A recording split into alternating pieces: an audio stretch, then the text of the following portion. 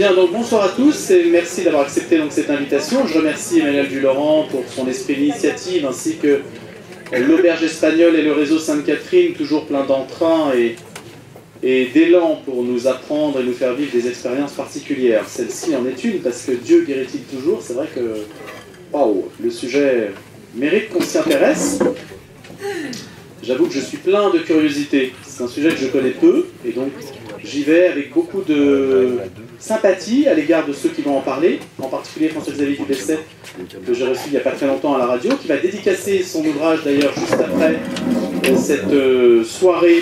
Ouvrage qui s'appelle donc « Le phénomène des prières de guérison, enquête à Saint-Nicolas-des-Champs ».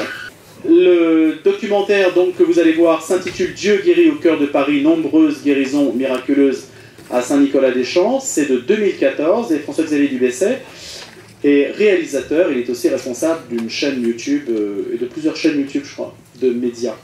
Alors, François-Xavier, vous allez nous dire avant la diffusion du documentaire, d'abord pourquoi vous l'avez fait tout simplement. On se retrouvera juste après le documentaire avec vous-même et Monseigneur Michel Le Petit pour un premier binôme, à l'issue duquel vous pourrez poser quelques questions. Puis il y aura deux autres personnes qui viendront s'exprimer, Florence Laine et Philippe Faure. Et pareil, même chose, vous pourrez poser des questions juste après. Et un troisième binôme constitué d'Anne Faure et de Laurent Kerlot. Voilà pour le menu de la soirée, ils sont tous là, bien sages et bien résolus à dire des choses. Alors François-Xavier, dites-nous, répondez à cette question s'il vous plaît. Pourquoi tout simplement ce documentaire?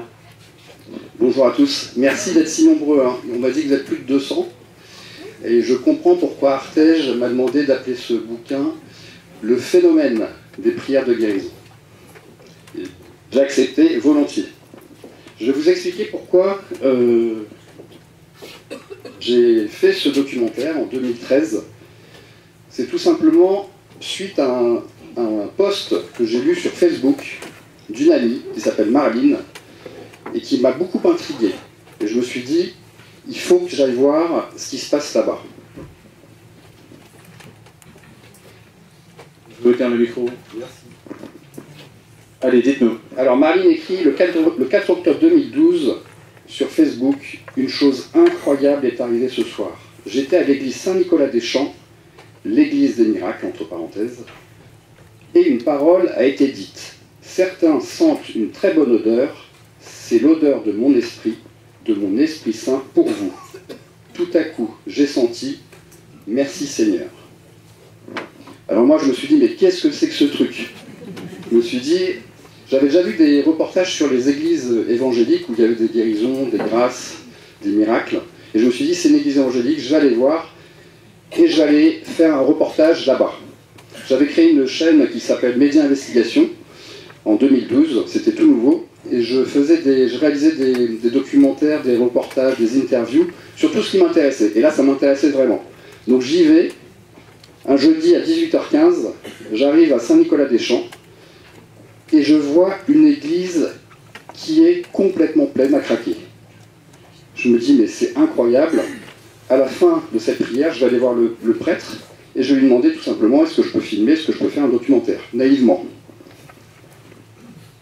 J'assiste à cette prière, et là, mais incroyable, je m'en souviendrai toute ma vie, cette première prière à Saint-Nicolas-des-Champs.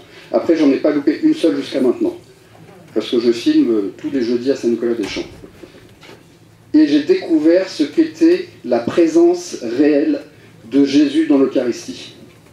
Le Père Thierry Aval nous a fait un enseignement là-dessus, quelques mots, et j'ai cru. Ensuite, le Saint-Sacrement est passé devant moi, et il m'est arrivé une chose formidable, merveilleuse. J'ai une grâce de paix. Je le souhaite à tout le monde. Voilà la raison pour laquelle j'ai fait ce documentaire. À la fin de la prière, je suis allé voir le Père Thierry Aval. Je lui ai demandé tout simplement, est-ce que je peux filmer, j'aimerais faire un documentaire sur votre prière. Et il m'a pas dit oui, il m'a pas dit non, mais il m'a rappelé quelques jours après, et c'était parti, il m'avait donné carte blanche. Donc c'est en toute liberté que j'ai fait ce documentaire, mais j'avoue que c'est là-bas que je me suis converti. Allez, encore une question, François-Xavier Dubesset. Y a-t-il toutes les images dans le documentaire? Est-ce que vous en avez retiré? Est-ce qu'il y a des choses qu'on ne peut pas voir? Est-ce que vous avez tout mis? Ah oui, ça représente, je pense, vraiment ce qui se passe à la prière des malades. Maintenant, si vous voulez avoir un avis exhaustif, à mon avis, sur la prière des malades. J'ai écrit un livre qui est sorti en octobre, c'est ce livre-là, où je parle de Marlene, qui est sorti en octobre, où vraiment j'ai interviewé énormément de monde. C'est une enquête. Moi, je suis un ancien détective privé, converti maintenant, et j'ai fait une enquête qui est devenue un témoignage de conversion. Alors, dans le film, il y a une personne que vous allez reconnaître tout à l'heure. Vous avez peut-être des petits-enfants ou des enfants qui jouent à Où est Charlie, et là, il va falloir trouver Où est Florence. Merci François-Xavier. Je donne la parole à présent à Henri Baclet du réseau Auberge Espagnole qui va vous expliquer le contexte et puis le mobile de cette soirée. Henri. Merci Louis. Merci à tous d'être venus si nombreux. Merci Monseigneur. Merci chers amis de nous honorer de votre présence et de vos témoignages que nous attendons avec curiosité et grand intérêt. L'Auberge Espagnole, donc, qui vous accueille ce soir, est une association qui a maintenant une grosse dizaine d'années, qui a travaillé pas mal sur Paris, qui est maintenant plus orientée vers Versailles pour des raisons pratiques. Et donc nous organisons des soirées comme celle-ci et des débats. La précédente, c'était avec Stanislas Berton. Enfin voilà, on a organisé sur des sujets très très variés ces conférences pour illustrer, pour donner la parole à des personnes qui ne l'ont pas forcément et pour vous aider à réfléchir sur tous ces sujets de société importants. Et bien, le sujet de ce soir est tout à fait touchant et j'attends avec grand intérêt cette projection. Voilà, merci François-Xavier, merci Louis de nous avoir proposé cette belle soirée et de l'animer. Merci. Merci beaucoup. Henri, est-ce que tout est prêt pour qu'on puisse à présent voir le film ? De ceux par qui je vois de la lumière autour de moi.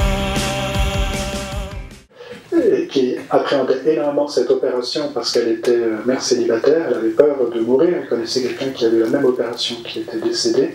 Un couple est venu intercéder pour cette personne, elle a été guérie, l'opération qui devait avoir lieu le lendemain a été annulée. Donc il y a parfois des guérisons extrêmement spectaculaires, y compris pour des personnes qui ne sont pas présentes à la prière des malades, parce qu'une personne est venue prier pour elle. Il y a une personne qui jusqu'à présent ne croyait pas dans la présence du Seigneur dans le Saint-Sacrement. Et quand le Saint-Sacrement est passé, eh bien, l'ostensoir s'est mis à rayonner de lumière. Et c'est un signe que le Seigneur lui a donné pour lui dire « Mais je suis réellement présent. Je suis là, ce que tu vois, c'est moi. Même si tu ne vois que du pain, c'est réellement moi. » Quand je passe le Saint-Sacrement, que je suis derrière l'ostensoir et que je peux aussi voir les personnes, c'est une expérience très forte. C'est l'expérience de la foi qui s'exprime et l'expérience de la prière. Et je m'imagine un peu comme à l'époque de Jésus, quand il passait dans les foules et que certains étaient soit à genoux, soit qui étaient debout, soit parfois qui touchaient Jésus. Certaines personnes touchent l'ostensoir, certaines se mettent à genoux, d'autres sont debout, il y a des très beaux visages qui implorent. Depuis en fait ma guérison à Saint-Nicolas, j'ai beaucoup parlé de ce qui m'était arrivé, et puis des personnes qui me connaissaient donc ont pu le constater, ce changement, et beaucoup de personnes sont venues, et certaines, c'est vrai, je pense à des personnes qui elles-mêmes ont reçu une guérison et des grandes grâces du Seigneur.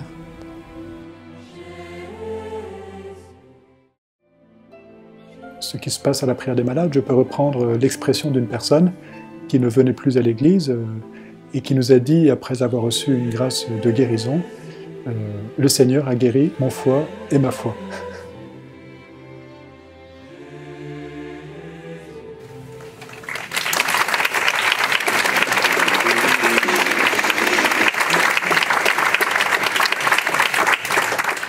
Bien, on hésite à remettre la lumière après ça. On va quand même demander donc à François-Xavier Dubesset et puis à Monseigneur Petit de bien vouloir venir. Alors, je ne sais pas si vous préférez vous asseoir ou rester debout.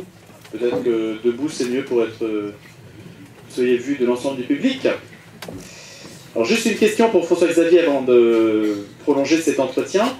Est-ce que François-Xavier peut nous dire si le film continue, en fait, puisque vous filmez tous les jeudis? Donc ça, c'est un exemplaire, en fait, c'est un condensé, mais le film continue. Les prières pour les malades sont filmées tous les jeudis et diffusées sur Internet le samedi à 18h. Parce qu'il s'est passé un truc extraordinaire que je vais vous raconter. Allez-y.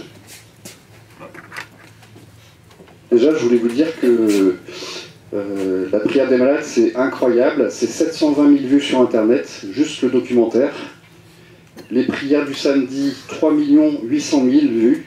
Depuis le Covid, parce qu'on a commencé au Covid. Et c'est ça que je voulais vous dire. Quand les églises ont dû être vides, on ne pouvait plus faire la prière des malades avec tout le monde. Il y a quand même 1000 personnes qui viennent chaque jeudi depuis des années. Et bien, on a quand même décidé de filmer la prière des malades, mais sans fidèles. On filmait les bougies, les tableaux, il y avait un enseignement, il y avait tout, c'était tout exactement pareil.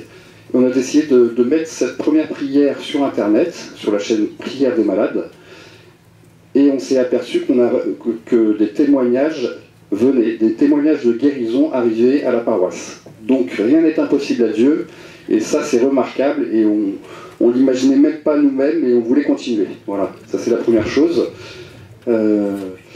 Donc 700 000 vues sur Internet. Donc depuis qu'on filme la prière des malades, donc c'est des dizaines de milliers de vues chaque semaine. Donc je vous engage à aller voir parce que rien n'est impossible à Dieu et Dieu guérit à travers Internet. Dans le film, vous avez entendu, il y avait une personne qui a été guérie d'un zona. Et cette personne a été guérie du zona en regardant le film à la télévision. Il est passé 29 fois à la télévision. Et en regardant le film, on a reçu un témoignage. Donc c'était pas une prière intégrale, c'était des extraits comme vous venez de voir. Et il y a eu une guérison, donc peut-être d'autres, mais celle-ci, on l'a reçue en témoignage. Et Florence, que vous avez vue, sera avec nous dans un instant aussi, hein, pour pouvoir aussi témoigner, nous dire ce qu'elle pense du film. Au nom du Père, du Fils et du Saint-Esprit, viens Esprit Saint, viens en nos cœurs et envoie du haut du ciel un rayon de ta lumière. Viens éclairer nos intelligences par la parole de Dieu. Viens ouvrir nos cœurs à l'amour qui nous permet de rejoindre nos frères dans leurs souffrances et dans leurs douleurs.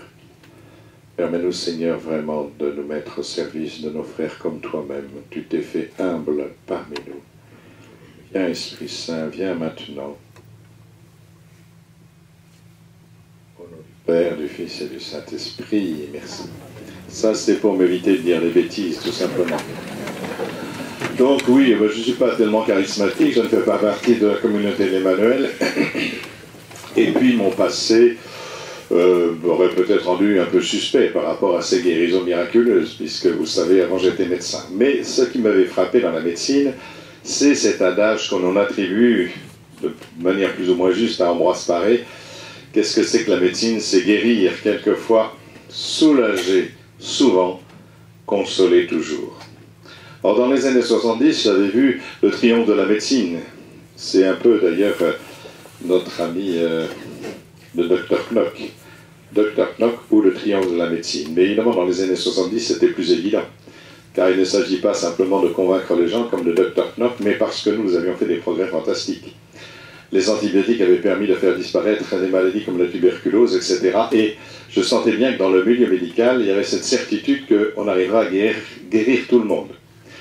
Et ce que j'avais constaté, c'est que, justement, dans cet enthousiasme des années 70, quand nous faisions la visite avec le patron, eh bien, quand quelqu'un était inguérissable, eh bien, on passait devant sa porte sans lui dire bonjour. Ça m'avait frappé.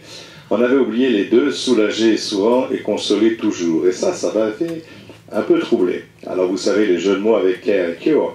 Cure, en anglais, c'est guérir, et care, c'est prendre soin. En latin, c'est le contraire. Curare, curo, c'est prendre soin. D'ailleurs, ça veut donner le mot curé. Important. Ben oui, donc c'est quelqu'un qui est chargé de prendre soin de vous. Je ne sais pas si monsieur le curé est là, enfin en tous les cas, à bon entendeur, salut. Donc voilà, curé, curaro, et puis le guérir c'était sano. Mais bon voilà, j'en étais resté là, mais l'attention justement, d'attention à la personne. On n'est pas en train de guérir un ulcère à l'estomac, on n'est pas en train de soigner quelqu'un qui boite, c'est une personne. Et c'est cette relation dans la personne qui compte. Et ce que j'avais remarqué, enfin, quand je consultais à l'époque, ma secrétaire me disait toujours, mais comment vous faites? Quand ils rentrent, ils font une tête épouvantable. Quand ils sortent, ils ont un sourire extraordinaire. Ben, je dis, parce que c'est moi le médicament. C'est pas ce que je leur donne, c'est moi le médicament. Et donc la relation est fondamentale et fondatrice. Bon. Après, je suis devenu prêtre. Bien, je n'étais pas spécialement charismatique, mais c'est, effectivement, comme Louis l'a dit, c'est un Nanterre. Pourquoi un Nanterre? Rien de spécial à Nanterre que d'ailleurs, mais simplement, à la fois, quand j'allais sur le terrain célébrer les messes, etc., les gens venaient me saluer à la fin. Moi, je pensais leur dire bon dimanche, etc., et pas du tout.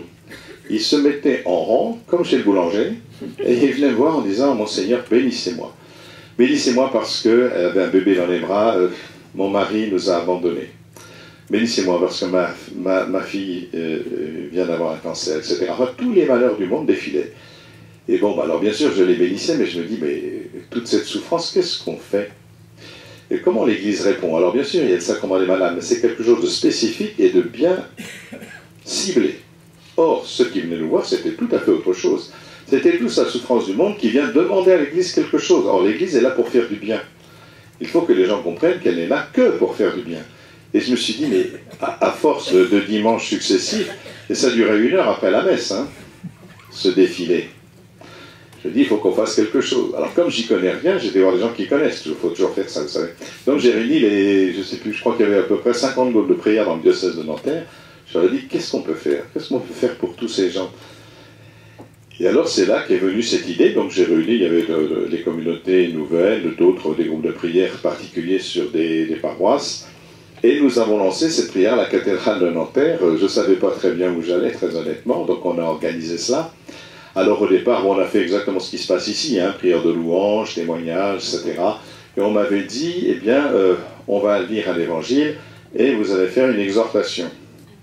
Et puis en pensant, je dis, mais ça ne va pas ça.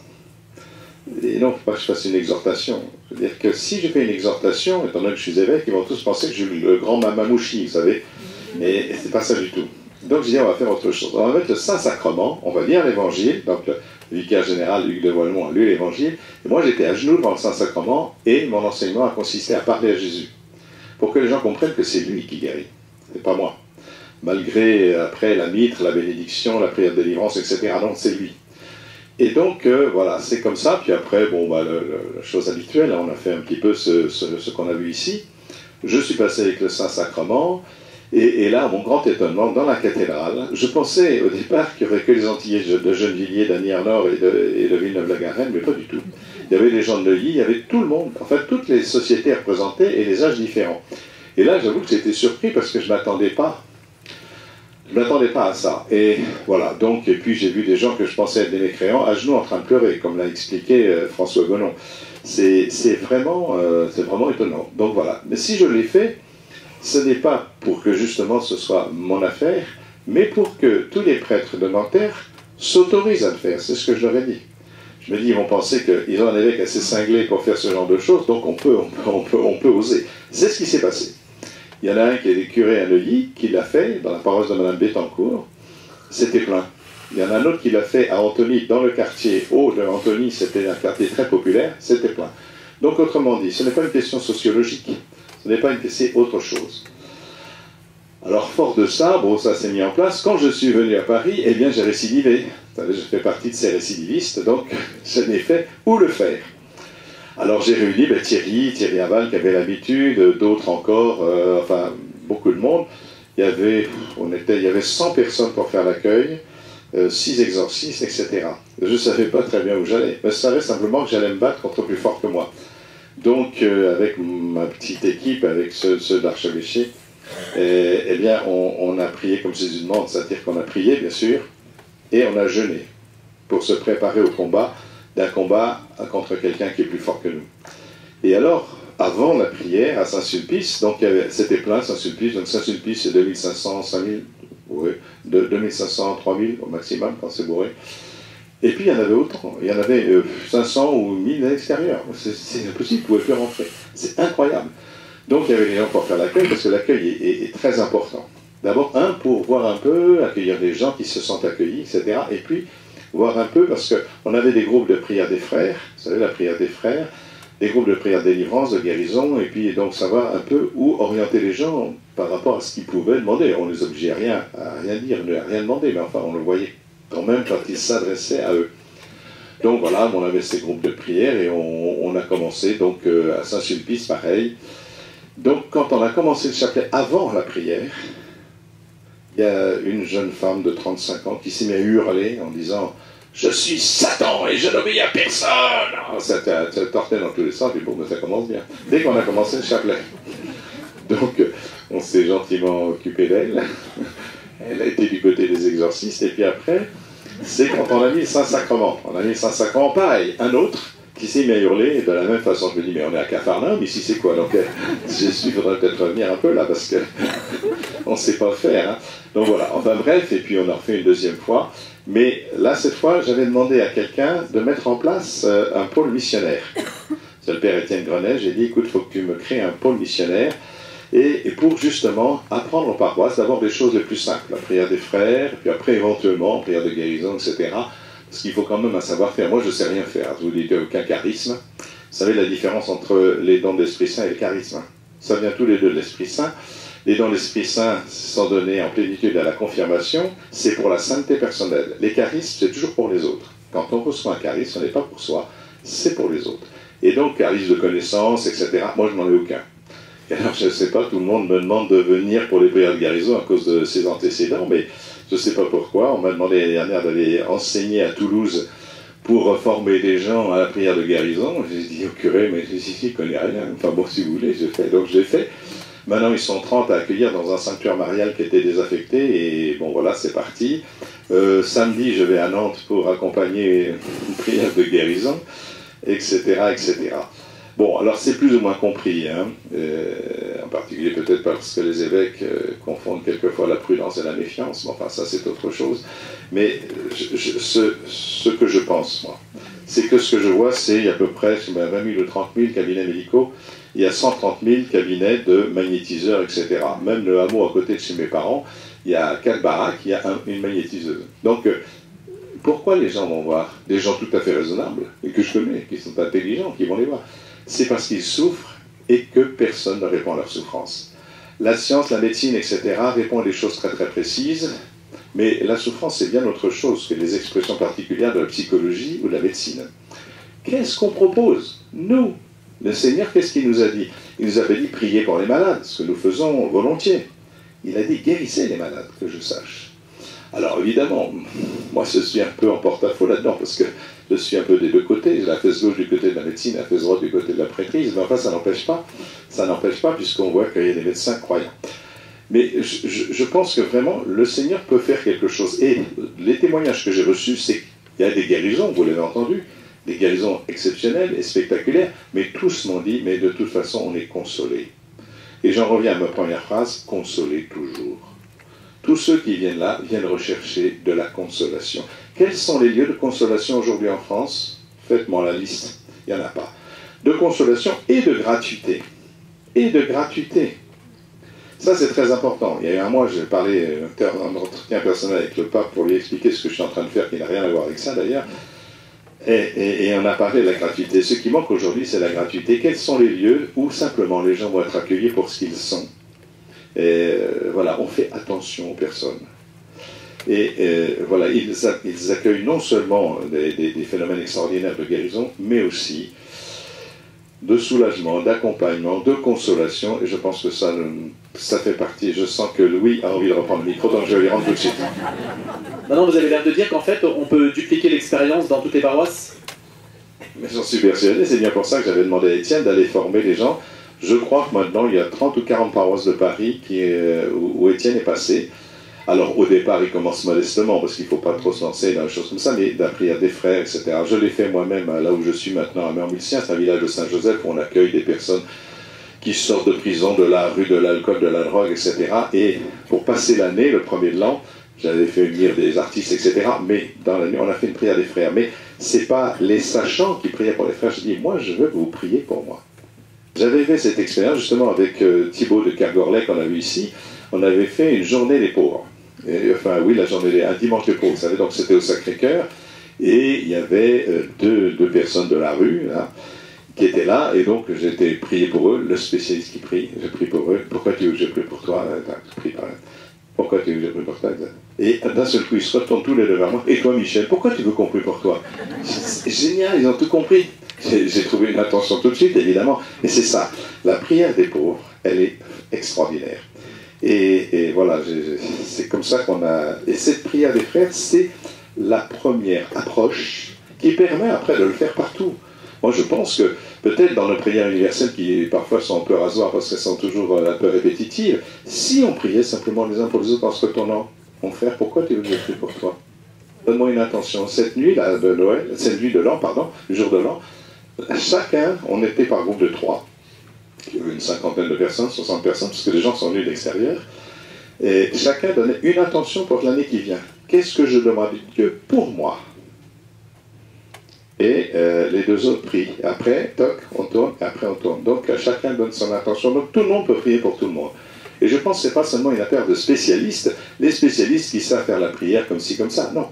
Chacun est porteur d'une grâce de la part de Dieu. Et que les plus pauvres sont, peut-être à leur grand étonnement, quelquefois, capables de porter la prière et de la porter de manière particulière devant Dieu et d'obtenir des grâces bien plus importantes que moi, celles que je peux obtenir en tant que soi-disant spécialiste de la religion. Dernière question, monseigneur, le temps passe, mais vous allez pouvoir aussi répondre à des questions du public. À Nanterre, donc, il y a eu des guérisons aussi. Ça a fait le même effet qu'à Saint-Nicolas-des-Champs. Oui, à Nanterre, à Paris, hein. Oui, il y en a eu, effectivement, qui ont témoigné, etc. Oui, il y a eu des guérisons qui ont été authentifiées. Je fais la même chose, évidemment, étant donné mon passé. Vous allez voir le médecin, si vous pensez que vous êtes guéri, non, n'arrêtez rien du tout, vous n'arrêtez rien du tout, même si vous êtes guéri, vous allez voir votre médecin et vous faites constater cette guérison. Donc, moi je pourrais vous raconter plein de guérisons spectaculaires, mais bon, on n'est pas là pour faire des choses extraordinaires, n'est-ce pas? Non, là, c'est la foi qui compte. J'ai une question qui peut paraître vraiment naïve, mais comment ça se fait que ça ne se sache pas davantage? Ah bah si, ça se sait, hein, ça se sait. À Paris, ça s'est su en tous les cas, parce que c'était un peu spectaculaire. Mais le grand public, il est un peu comme tout le monde, il se dit qu'est-ce que c'est que ces trucs-là. Ceci dit, par ailleurs, ce même grand public va consulter des voyants extra-lucides, des machins, etc. Donc comment nous faisons savoir que nous faisons des choses comme cela? Alors là où je suis, bon, j'ai rencontré bien sûr les prêtres du secteur, l'évêque, etc. L'évêque, il n'y a pas de problème. Mais les prêtres du secteur, quand je leur ai parlé, ben, ça serait peut-être pas mal de faire des prières de guérison, etc. Alors j'ai l'impression de leur parler chinois. Donc c'est pas encore dans les mœurs. Bon ben voilà, c'est tout. Il faut attendre que ça se fasse comme ça doit se faire. Mais oui, je suis persuadé que là l'Église a quelque chose à faire. On est là pour faire du bien aux gens. Et je pense que ça, c'est une forme de bien à faire aux gens, oui. Bien sûr, alors ça ne veut pas dire les sacrements c'est signe efficace de la grâce, c'est très clair. Mais on sait que l'Esprit Saint souffle où il veut, et vous savez ni d'où il vient, ni où il va. Donc, laissez aussi Dieu faire. Il n'est pas enfermé dans les dons qu'il nous a faits. Je suis persuadé qu'on a envie de vous poser des questions, et que vous allez y répondre pour ce premier duo François-Xavier du Besset, pendant que Emmanuel peut-être organise la manière dont on peut poser des questions. Il y a un autre micro normalement qui circule, mais il ne marche pas trop. Alors, je vous laisse faire, Emmanuel, peut-être la sélection. Essayez peut-être la recommandation, c'est vraiment de poser une question, hein, pas de raconter sa vie.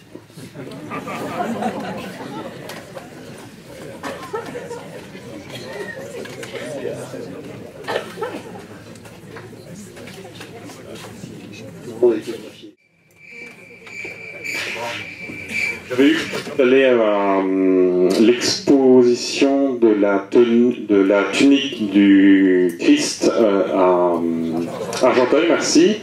Et effectivement, ils attendaient, autant que je me souvienne, je ne sais pas, 150 000 personnes, il y en a 300 000 qui sont venus. Cette expression de la foi, effectivement, n'est pas forcément prévue par l'Église en aussi grand nombre, telle que celle qui est présentée ce soir. À quoi est-ce dû ?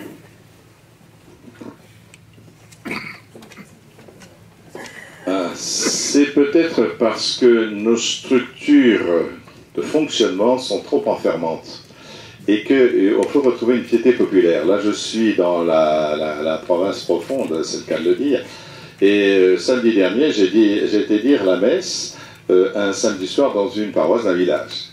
Il n'y avait pas un seul habitant du village. Donc on essaie de tenir coûte que coûte des modes de fonctionnement qui sont révolus, c'est tout. Les gens ne connaissent plus les codes de la messe. Ils ne savent même plus ce qui s'y passe. Donc il faut commencer par prendre soin d'eux, par s'occuper d'eux, etc. Il faut peut-être revoir nos fonctions. Si je fais ce que je fais aujourd'hui, c'est parce que j'ai réfléchi depuis longtemps sur l'articulation entre territoire et réseau. Notre Église fonctionne en territoire. Paroisse, diocèse, c'est un territoire. Et puis tout fonctionne en réseau aujourd'hui. Par exemple, le pèlerinage des Pères, c'est un réseau. Les villages de Saint-Joseph, dans lesquels je suis actuellement, c'est un réseau. Comment on articule réseau et territoire? C'est ce que j'essaie de faire en ce moment, et ça commence à marcher. Mais vous voyez, si on reste enfermé dans des structures qui ne correspondent plus aux gens, et que les gens ne comprennent plus, il faut qu'on arrive à faire évoluer les choses. Pourquoi les gens viennent? Parce qu'il faut retrouver la piété populaire. Là, je suis dans un endroit avec des agriculteurs autour, mais moi, je pense que je vais commencer à reprendre l'érogation. Au moment de l'été, je vais bénir les récoltes, etc. Il faut rejoindre la vie des gens. Nous ne rejoignons pas la vie des gens. Ce qu'on leur propose, eh ben, c'est hors sol pour eux. Ça ne rejoint pas leur vie. Si vous les guérissez, ça rejoint leur vie. Si vous occupez de leurs enfants, ça rejoint leur vie. Si vous occupez de leur travail, ça rejoint leur vie. Il faut que l'Église rejoigne la vie des gens. C'est ça la question. Or, si on reste enfermé dans les structures de fonctionnement, c'est foutu. Voilà, on peut, je ne sais pas si c'est une réponse qui est satisfaisante, mais en tous les cas, c'est la mienne.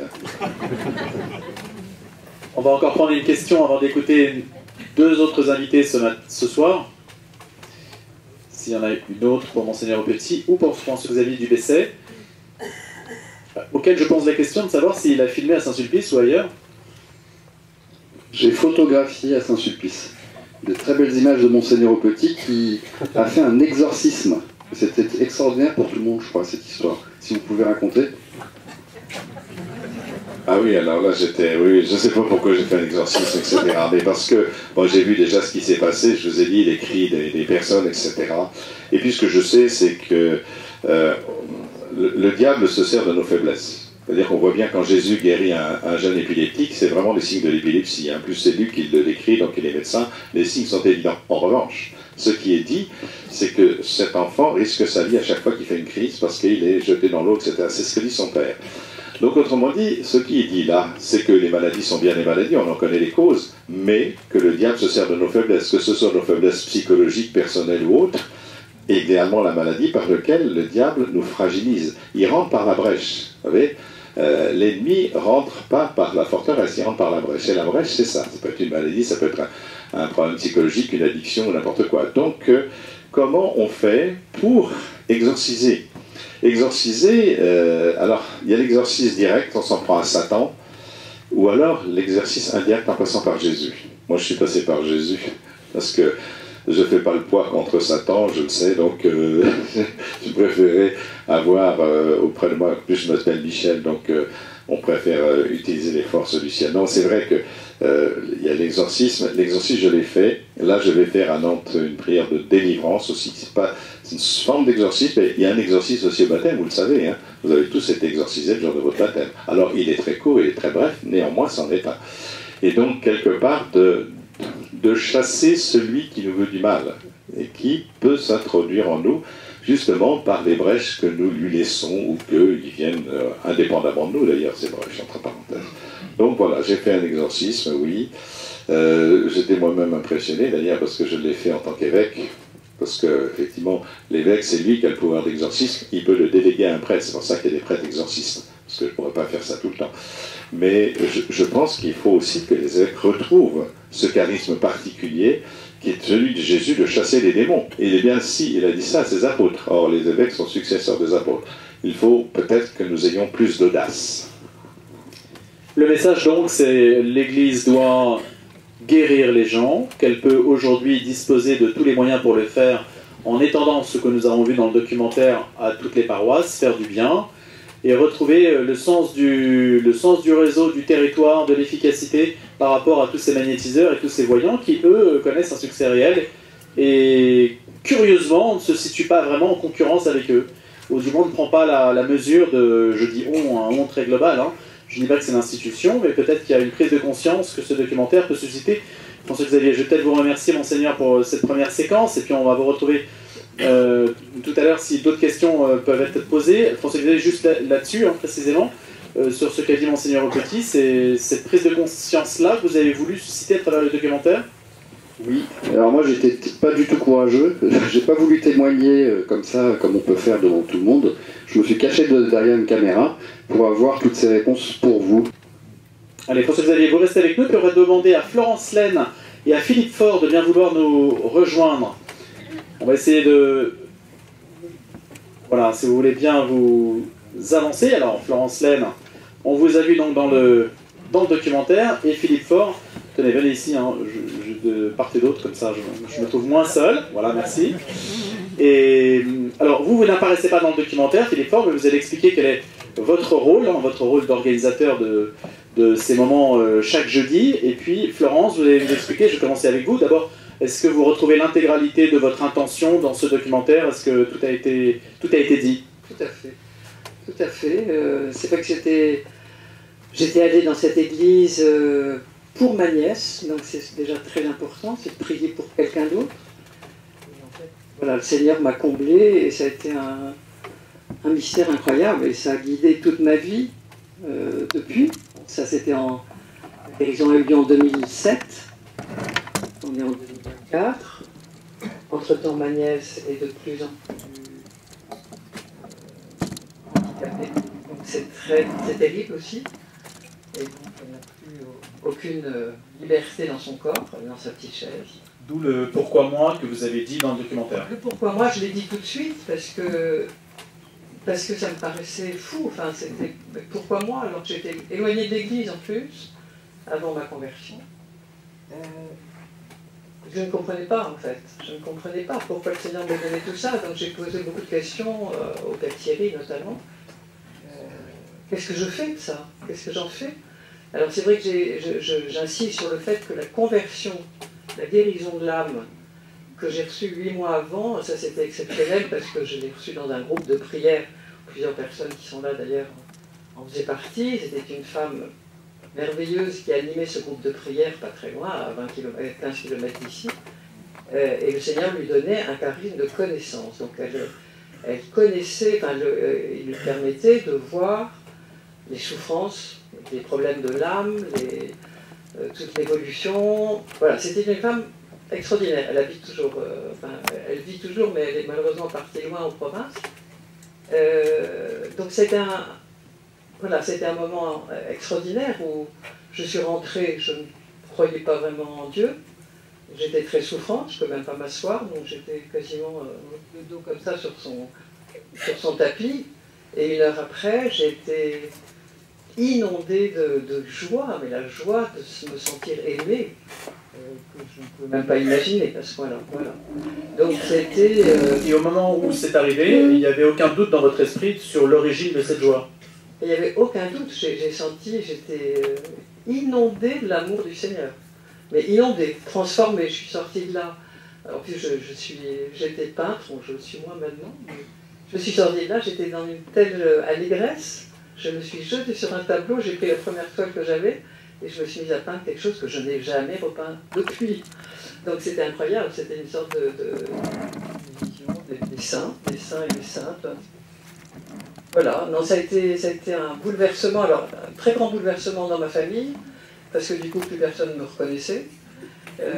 Mon mari était assez sidéré mais émerveillé en même temps, mais sidéré parce qu'on prenait des chemins très différents. Mes enfants... Des chemins très différents, c'est-à-dire? C'est-à-dire que moi, je devenais... je ne pensais plus qu'au Seigneur. Donc tout à coup, je ne pensais qu'à chercher des messes, je ne pensais qu'à courir prier, qu'à voir des personnes avec qui je pouvais échanger en Dieu. Il n'y avait que Dieu qui m'intéressait, donc j'étais devenue amoureuse totalement du Seigneur, en fait. Est-ce que vous avez amené des personnes à Saint-Nicolas-des-Champs? J'ose dire peut-être plus de 400, et ça continue, les gens viennent tous les jeudis. Oui. Et comment leur proposez-vous? Comment leur parlez-vous j'ose parler de phénomène, hein, si je dois avoir un regard un peu extérieur. Enfin, ça reste un phénomène. Je leur parle simplement de l'amour de Dieu, et il y en a beaucoup qui sont malades. Je parle d'espérance, voilà. Et comme je l'ai dit dans cette vidéo, le Seigneur nous touche, on ne sait pas où. Je dirais que ce n'est pas le corps qui est le plus important, mais c'est de toucher notre âme, c'est de nous tourner vers lui. Et ça transforme toute une vie, et ça transforme petit à petit tous ceux qui sont autour de nous aussi. parce que depuis, c'est vrai que j'ai très belles choses dans notre famille, et nos amis, j'ai plein d'amis qui sont là de ce groupe de prière, on a vécu des moments d'exception en fait. Y a-t-il des personnes qui ont constaté votre guérison et qui restent toujours bloquées que ce miracle ne touche pas? Oui, parce qu'elles pensent qu'il n'y a que la science qui peut nous faire avancer, et pas Dieu, mais voilà, je respecte, puis je prie beaucoup pour eux. Voilà, maintenant je suis devenue une petite priante, nuit et jour, c'est ma joie. Entre-temps, je dois dire aussi que j'ai perdu mon mari, donc ça a été un grand choc, et en même temps, un cadeau, parce que le Seigneur, par ma conversion, m'a permis de l'accompagner, et lui-même s'est totalement converti quand il a su qu'il avait une grave maladie, donc ça a été quelque chose d'extraordinaire. Voilà. Donc il est parti comme une flèche. Tout le monde n'est pas guéri, Florence? Tout le monde n'est pas guéri, absolument, mais je pense que tout le monde est touché. Tout le monde est touché, et c'est surtout la force de la prière. Et cette église, c'est vrai, est extraordinaire, et je pense que tout le monde en ressort en ayant reçu quelque chose. Voilà. Et puis, voilà, on continue. On prie sans cesse nos voisins. Il y a quelque chose de très beau aussi à Saint-Nicolas. Le prêtre dit souvent, ou vous dites, saluez votre voisin, dites-lui, le Seigneur t'aime, le Seigneur, je sais pas. Et c'est une parole merveilleuse, puisque ça ouvre les cœurs. Il y a des gens qui arrivent là, ils ont un peu peur, ils disent, qu'est-ce que c'est que cet endroit? Et en fait, non. Et ça ouvre, vraiment. Voilà.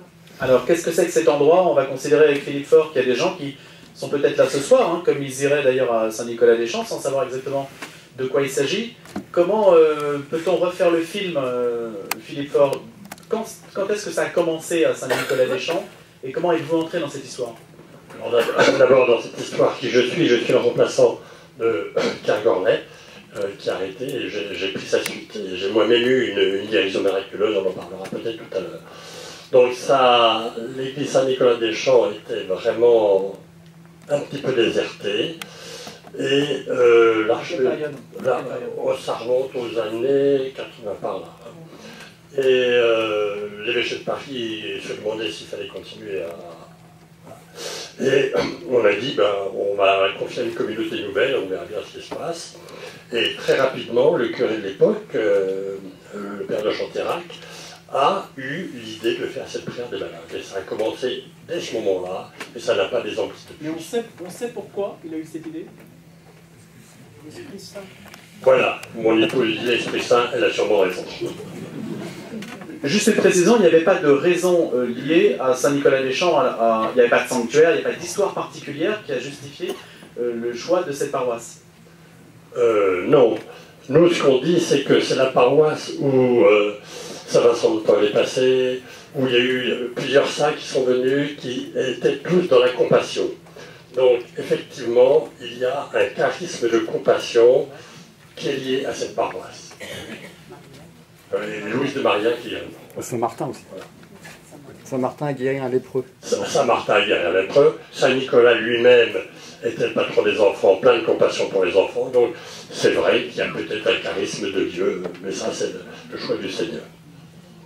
Alors, expliquez-nous votre rôle sur... On a bien vu dans le documentaire la manière dont peut-être allez-vous l'expliquer, la manière dont les choses s'organisent, en fait, chaque jeudi. Puisque vous êtes là chaque jeudi, vous? Oui. Ah oui. Oui. Alors, chaque jeudi, sauf pendant les vacances scolaires. Hein. Donc, effectivement, l'église est très pleine, donc on est surpris parce que les gens arrivent très tôt pour avoir de la place, mais aussi pour prier. Il y a des gens qui arrivent 2 heures avant le début de la cérémonie, enfin de la prière, et on dit le chapelet, et si vous y allez, vous serez... Moi, c'est la première fois que j'y suis allé, il y a bien longtemps, je suis allé aussi par curiosité, et j'ai été saisi en premier par la piété de l'Assemblée. Il y a on voit des gens de toutes catégories, mais qui déjà récitent le chapelet, on voit bien qu'ils parlent à quelqu'un. Et ensuite, quand le Saint-Sacrement va au-devant des gens, mais on a l'impression qu'ils sont devant Jésus, c'est vraiment saisissant. Voilà. Donc les gens arrivent, ensuite, mais ça a été expliqué, je ne veux pas reprendre le cheminement. Donc, mais c'est bien toujours chaque fois. Le schéma est exactement à chaque fois, et quand on l'exporte dans les autres paroisses, c'est un peu le même format qui est recommandé, parce qu'on ne change pas l'équipe qui gagne. Donc ça marche bien. Ça veut dire que chaque jeudi, vous avez la garantie qu'il y aura des paroles de connaissance. On n'a aucune garantie. L'esprit souffle où il veut, et c'est un effort de foi absolument énorme. Alors, pour dire la vérité, il y a des charismes qui tombent en pleine assemblée, comme ça a été montré sur le film. On a aussi des gens, parce que c'est rare de trouver ce charisme, et alors il faut le confirmer, il faut avoir une énorme prudence.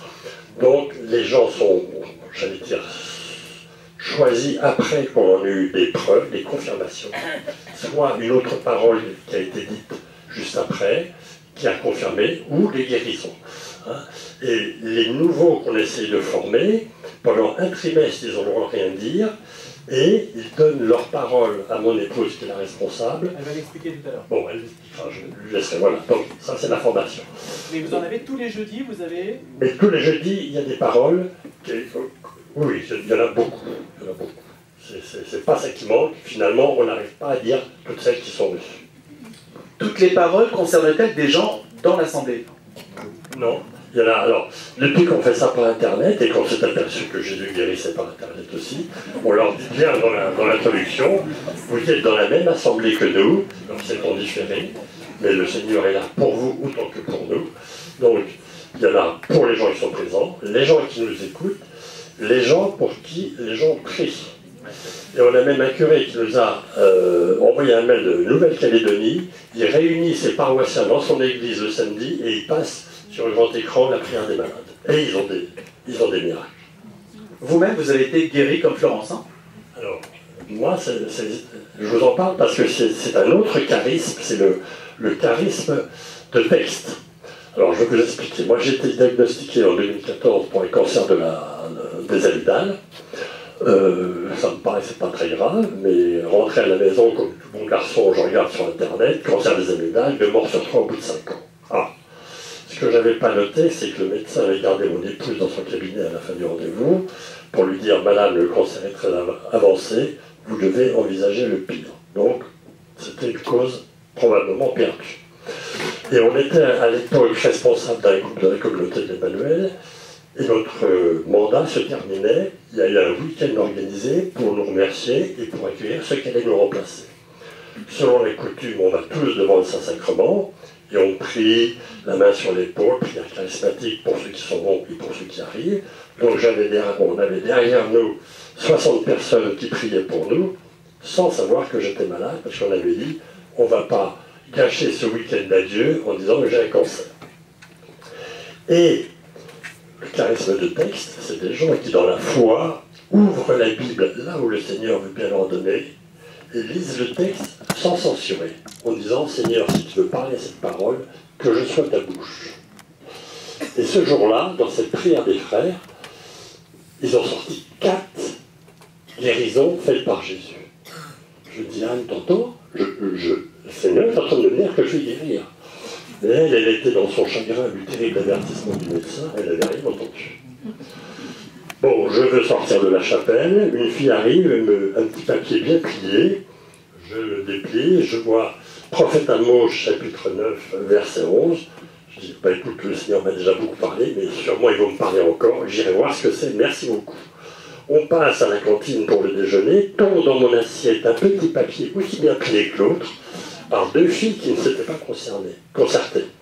Le même verset. Alors là, je suis parti en courant dans ma chambre chercher ma Bible, et j'ai lu.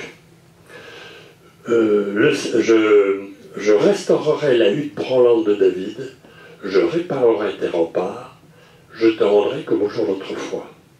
Et mesdames, messieurs, vous me voyez comme au jour d'autrefois, parce que on m'avait demandé 6 mois de chimio, 6 mois de radio, et au bout d'un mois, on est retourné voir le cher médecin qui avait déjà enlevé ma femme, et il n'a rien compris. Monsieur, je ne comprends pas, après 1 mois de traitement sur 6, 80% de la tumeur a disparu, j'annule l'opération, on va vous guérir.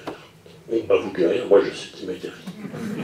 Alors, si, ce que je voulais vous dire, c'est que, exactement comme Florence, je suis content de tout ce que vous avez dit, mais qu'est-ce que je fais de cette guérison? Alors je témoigne partout, une jeune fille me dit un jour, mais elle est moche ton histoire. Et pourquoi? Parce que ma sœur, 18 ans, est morte du cancer des amygdales. Pourquoi Jésus ne l'a pas guéri? Et en fait, à force de potasser cette question qui m'a taraudé, je me suis aperçu d'un truc. Quand Jésus guérit, qu'est-ce qu'il dit? Va, ta foi t'a sauvé. Il dit jamais, va, ta foi t'a guéri. Pire que ça, quand on lui descend un paralytique par le toit, le malade arrive, tes péchés sont pardonnés. Mais c'est parce qu'on demandait. Et après, vous ne voulez pas croire, bon ben on prend son travail. Vous voyez, donc c'est bien, derrière ces guérisons physiques, psychiques et tout, c'est une question de salut, de conversion, c'est exactement ce qu'il dit Florence, de changement de son cœur. Et moi je peux vous dire que je ne suis pas le même maintenant qu'avant. Voilà. Donc, à Saint-Nicolas-des-Champs, les gens viennent bien sûr pour voir des prodiges, pour par curiosité, parce que leur besoin immédiat, c'est la souffrance. Mais en fait, Jésus veut plus, il veut leur conversion. Et s'ils veulent la conversion, c'est pour les convertir. Et moi, je me plais à dire que cette petite jeune fille qui monte d'un cancer des amygdales, eh bien, elle était déjà convertie, et le Seigneur la voulait près de lui. Celui qui l'a faite, il a bien le droit. Vous diriez que ces prières de guérison sont une réponse qui, pour le monde qui ne croit plus en rien, ni à Dieu ni à diable, sont une preuve absolument intangible. On a l'impression qu'il y a un effet un peu massu dans ce qu'on voit, les gens qui vous disent, voilà, je suis guéri, je suis relevé, c'est merveilleux.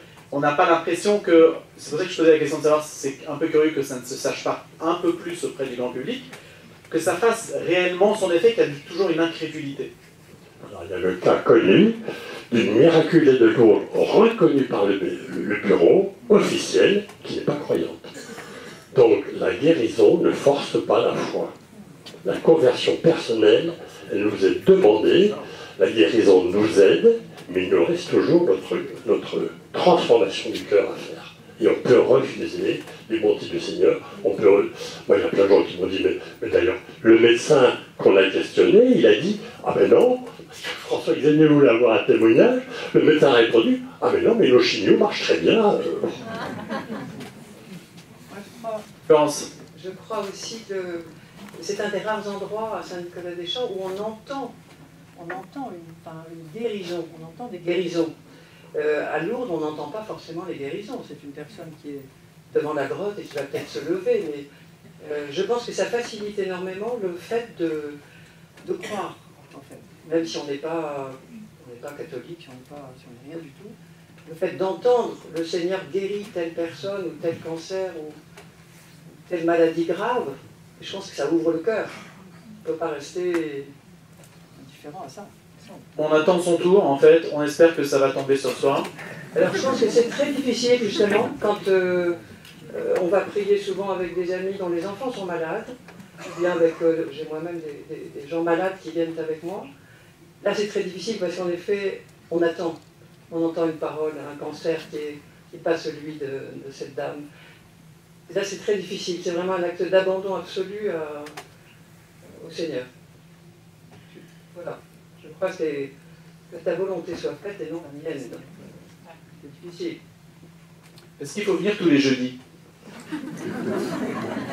C'est peut-être mieux que d'aller au bistrot, mais moi, je trouve qu'on est très heureux. Moi, je passe vraiment les plus belles soirées de la semaine. Pour dire ce que je dis, moi je dirais oui, parce que Jésus nous a donné une parabole de la veuve qui harasse le juge de ses prières jusqu'à lui casser la tête. On peut casser la tête au Seigneur jusqu'à ce qu'il nous exauce. Alors, je présume qu'il y a des questions pour Florence et pour Philippe. Et Emmanuel va faire circuler le micro puisqu'on en a qu'un.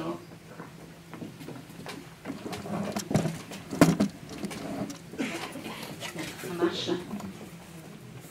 Merci Monseigneur, c'est à vous que je m'adresse. Voilà, je connais bien Saint-Nicolas-des-Champs, je suis allée, j'ai eu la chance avec mon mari de faire partie de la communauté Emmanuel depuis plusieurs années. Ici, à Sainte-Jeanne d'Arc, nous avons l'adoration perpétuelle, donc une prière unie les uns aux autres. On voit beaucoup de grâces de conversion, de grâces d'espérance, de grâce de paix. Il y a quelque chose d'assez extraordinaire qui se passe. Il y a beaucoup de paroisses qui ont l'adoration aussi. Peut-être le Seigneur vient guérir aussi les corps, mais on ne le voit pas. Il n'y a pas la prière de louange à l'adoration, c'est une prière en silence. Voilà, je voulais avoir votre avis.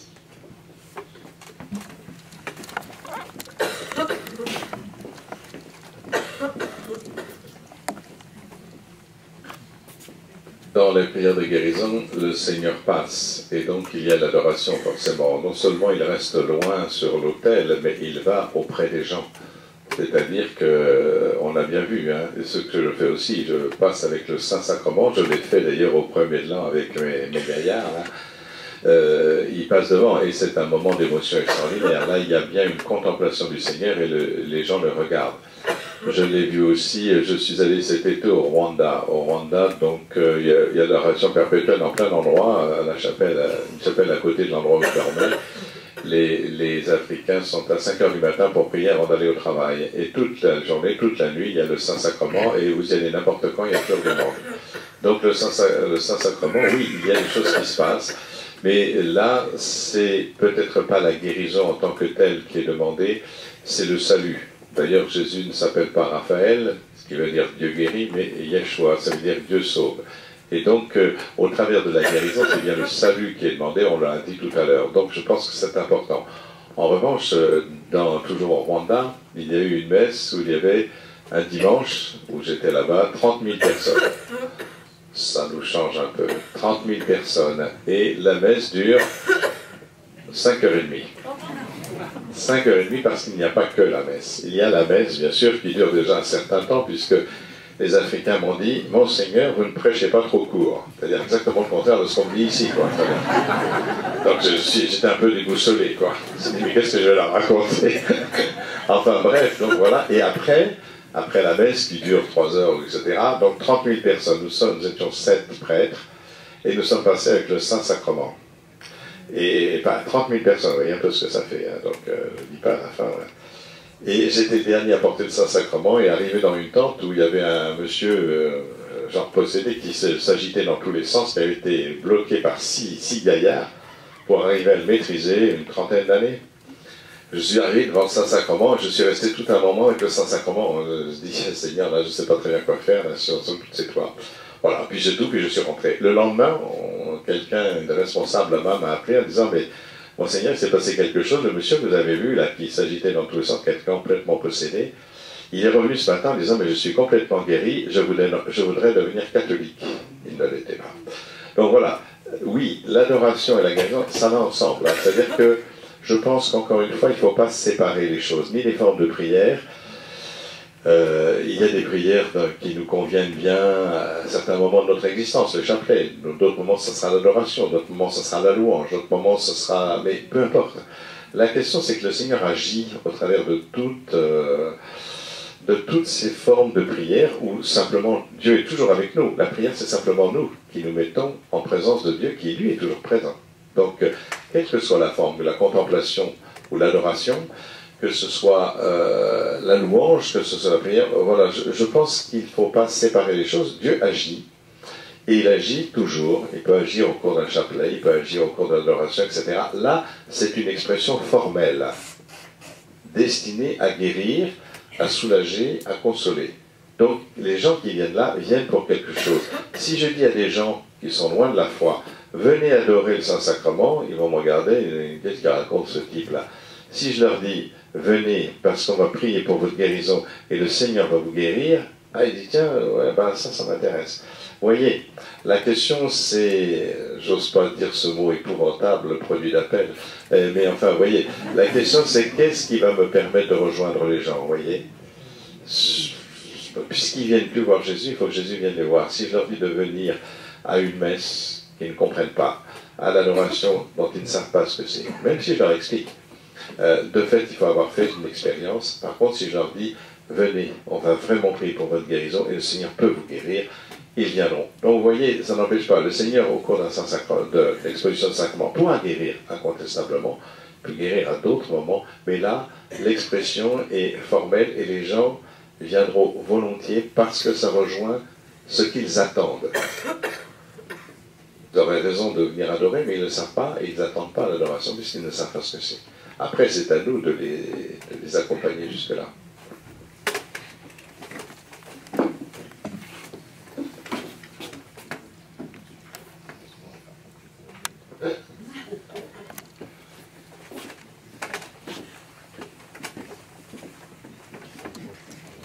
Vos témoignages sont extraordinaires et on vous en remercie. Et vous l'avez dit avec une telle conviction que c'était, je dirais, on en est bouleversé.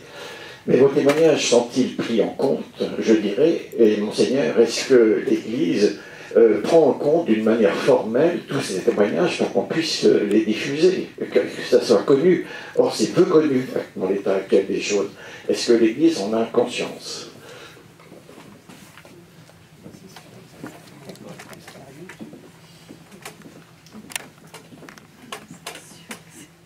Alors, il y a des expressions formelles de guérison. Hein. Par exemple, à Lourdes, les dossiers sont très clairs. J'ai eu la chance de consulter les dossiers médicaux et je peux vous dire qu'ils sont particulièrement sérieux. Alors, c'est vrai qu'ils ne sont pas diffusés.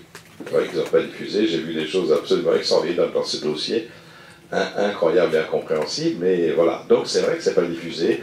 C'est vrai aussi qu'il y a des dossiers qui sont arrivés à Rome de guérison, etc., qui ne passent pas forcément par des prières de guérison.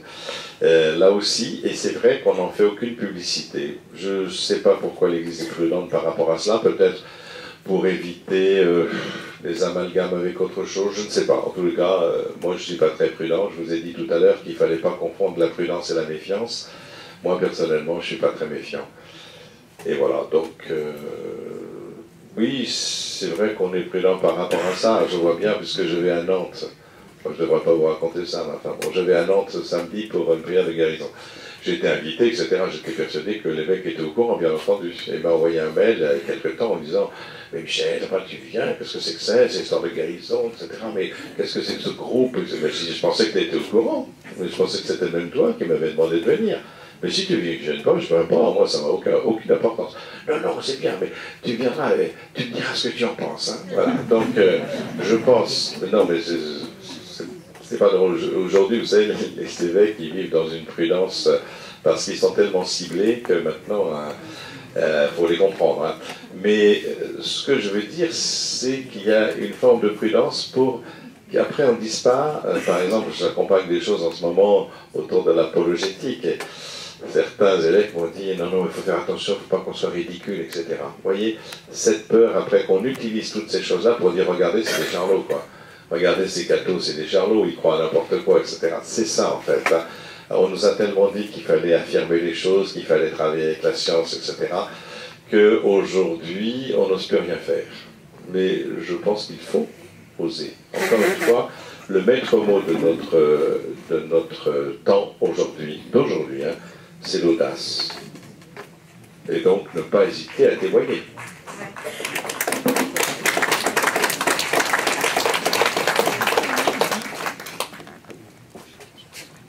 Allez, encore une question peut-être.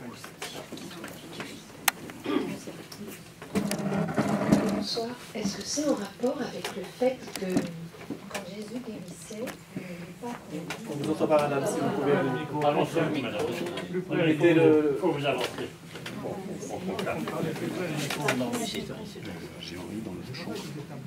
Est-ce que c'est en relation avec le fait que quand Jésus guérissait, il ne voulait pas que... ce serait mieux quand même, c'est pas justement, oui.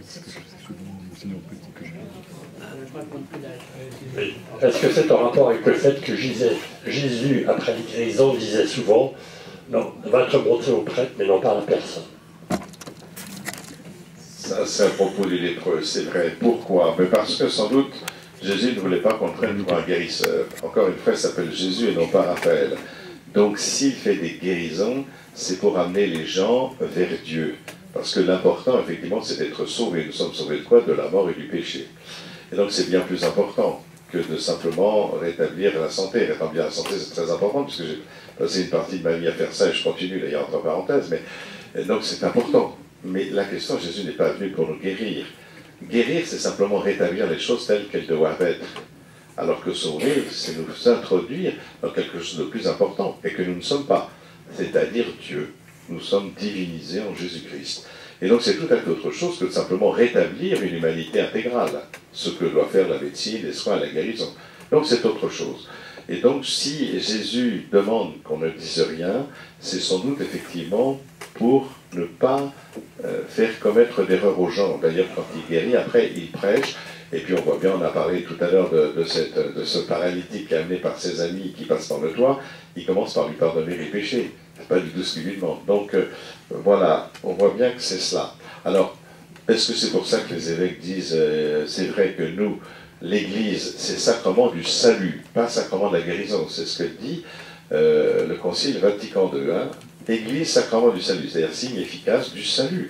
C'est Jésus qui sauve, et il a voulu utiliser l'Église comme instrument de son salut par les sacrements, entre autres.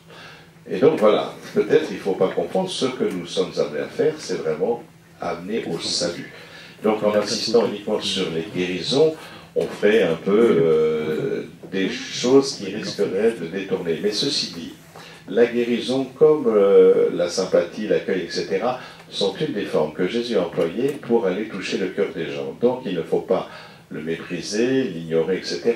Il faut utiliser aussi ces moyens que le Seigneur lui-même a utilisés, mais en ne perdant pas de vue que ce qui compte, c'est le salut. On en a parlé tout à l'heure, à propos de cette jeune fille, dont l'important c'est le salut. Quand nous mettons des enfants au monde, ce n'est pas seulement pour qu'ils vivent 80 ans avec une bonne profession, c'est pour qu'ils aient la vie éternelle.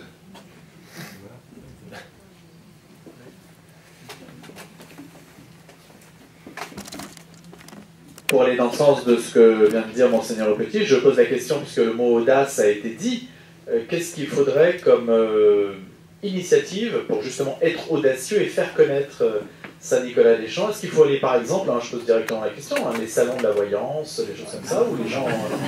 pourquoi pas, après tout... Oui, on pourrait, mais je pense que les initiatives de François Xavier passaient par Internet, d'un seul coup ça a ouvert le champ. Hein.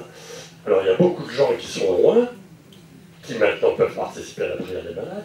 Il y a tous ceux qui sont couchés immobilisés qui peuvent participer à la prière des malades. Donc je pense quand même que ça va faire tâche d'huile. Mais je m'étonne quand même de votre étonnement, parce que nous, quand on parle autour de nous de tous ces passages à Saint-Nicolas-des-Champs, quand vous tombez sur quelqu'un qui ne veut pas croire, il vous prend pour un faïen et c'est tout. S'il n'a aucune idée de ce qu'est Jésus, s'il n'imagine pas que Jésus puisse intervenir dans notre vie, quand on commence à aborder ces sujets, il pense tout simplement qu'on divague. Alors on pourra le répéter autant qu'on veut, c'est une déchristianisation massive qui empêche les gens d'avoir des oreilles pour entendre ça. Donc là, vous êtes une assemblée acquise à la cause, mais pas toujours. Oui, mais tout le monde a envie de guérir et personne n'a envie de souffrir. Donc avec ce discours-là, vous correspondez, vous avez une réponse aussi à proposer. Est-ce que ça arrive à toucher les gens? Mais parce qu'ils pensent qu'il n'y a pas de Jésus qui va y aller, et qu'on est tous en train de prier, et que les guérisons qu'on a constatées, comme a dit mon médecin, mais non, ça marche très bien, la chimiothérapie. Oui, mais quand on entend ou qu'on voit Suzanne ou qu'on écoute Florence, on est quand même... On ne peut pas dire que ces personnes affabulent. Donc à mon avis, enfin, voilà, ça a quand même du poids. Donc est-ce que ce poids, vous le ressentez? Mais les Juifs de l'époque de Jésus ont vu un homme ressuscité et ils n'ont pas cru. Certes. Bon, je parle. Non mais il y aurait beaucoup de choses à dire là-dessus, parce qu'il y a quand même une distorsion quand même importante entre ce qu'on voit, ces témoignages, et puis le fait, comme disait monsieur, que, et ce que vous avez dit, hein, que beaucoup de gens pensent qu'on divague, ou que vous divaguez, alors que vous pouvez attester que c'est consigné, que toutes les guérisons aujourd'hui sont répertoriées. Attention, donc à la différence de Lourdes, nous on n'a pas de bureau de constatation. Donc nous on ne parle pas de miracle, on parle de guérison inexpliquée. Vous voyez, prudence. Mais Lourdes aussi parle de guérison inexpliquée. Lourdes de miracle attesté quand même. Les deux. Guérison inexpliquée, c'est le terme officiel. Hein. Alors, est-ce qu'on prend une dernière question et on fera parler ensuite Laurent Carlo et Anne Faure sur l'aspect, on les fera parler sur le charisme de connaissance, les paroles de connaissance. Qu'est-ce que ça signifie? Comment on se forme à ça? On explorera ce chapitre-là après que madame aura posé sa question. Moi, c'est une question sur la consolation. En fait, d'abord, je suis très touchée par tout ce que vous avez dit. Et moi, j'ai une expérience qui était moins heureuse à Saint-Nicolas-des-Champs. J'ose le dire parce que tout le monde a l'air très acquis. Voilà, ça va. En fait, j'ai une amie qui avait un cancer du pancréas qui m'a demandé de l'accompagner. Et donc, nous y sommes allés à quelques-uns. Et bon, il n'y a pas eu d'annonce, effectivement, donc elle est rentrée terriblement déçue. Donc, c'est ma question sur la consolation. Et ce qui m'avait un peu gênée, c'est qu'il y avait une parole qui disait il y a un tel, enfin, il n'y a pas un tel, il y a une personne dans l'Assemblée qui va arrêter de se ronger les ongles et qui va être guérie de cela. Et moi, j'avais mon ami à côté de moi qui avait un cancer du pancréas et je me disais, mais c'est pas possible d'entendre des choses comme ça. Alors, dire que j'ai été consolée, moi, je veux dire, j'ai pas du tout été consolée, je suis ressortie parce que ça a l'air d'abord d'être extraordinaire par tout ce que vous dites. Et mon amie, à la sortie, était pleine de larmes. Et vraiment, je dois dire que j'ai trouvé que c'était dur. Et ça m'a fait du bien, la soirée de ce soir, je veux dire. Ça m'a fait du bien. Mais c'est pas si rose que ça. Voilà, c'est ça que je voulais dire. C'est pas, tout le monde n'est pas si bien que ça là-bas. Je trouve que les paroles sont un peu fortes. Je suis désolée parce que c'est un peu différent de ce qui a été entendu. Mais merci beaucoup, madame. Hein. Je pense que c'est très utile qu'on entende aussi ces paroles-là. Et on va demander à Florence comment elle les reçoit. Et à Philippe aussi. C'est ce que je disais tout à l'heure. Enfin, j'ai le souvenir justement du fils de ma nièce qui avait 12 ans, qui est venu un jour et on lui avait expliqué ce qui se passait dans cette prière. Donc il s'était mis à côté de sa maman, il a dit je vais prier, puis à la fin il n'a pas entendu, il a dit mais maman pourquoi on t'a oublié? Et là c'est très difficile d'expliquer à un enfant, et même d'expliquer à Nathalie qui est dans sa petite chaise, le Seigneur t'aime, mais voilà, il y a un autre plan. C'est très mystérieux, c'est ce que je disais tout à l'heure, et ça peut être en effet une cause de grande souffrance. Je crois avec des amis qui viennent, on n'a qu'un désir, c'est d'entendre la parole qui va parler de la maladie de celui pour qui on vient prier. Et on ressort en se disant qu'il faut prier encore plus, sans cesse. Parce que c'est pas ça la solution. Hein, mais après, attention à la culpabilité. Hein. On n'a pas assez prié, c'est... Non, mais chacun culpabilité. Monsieur dit attention à la culpabilité. C'est pas de la culpabilité, c'est au contraire se donner encore plus.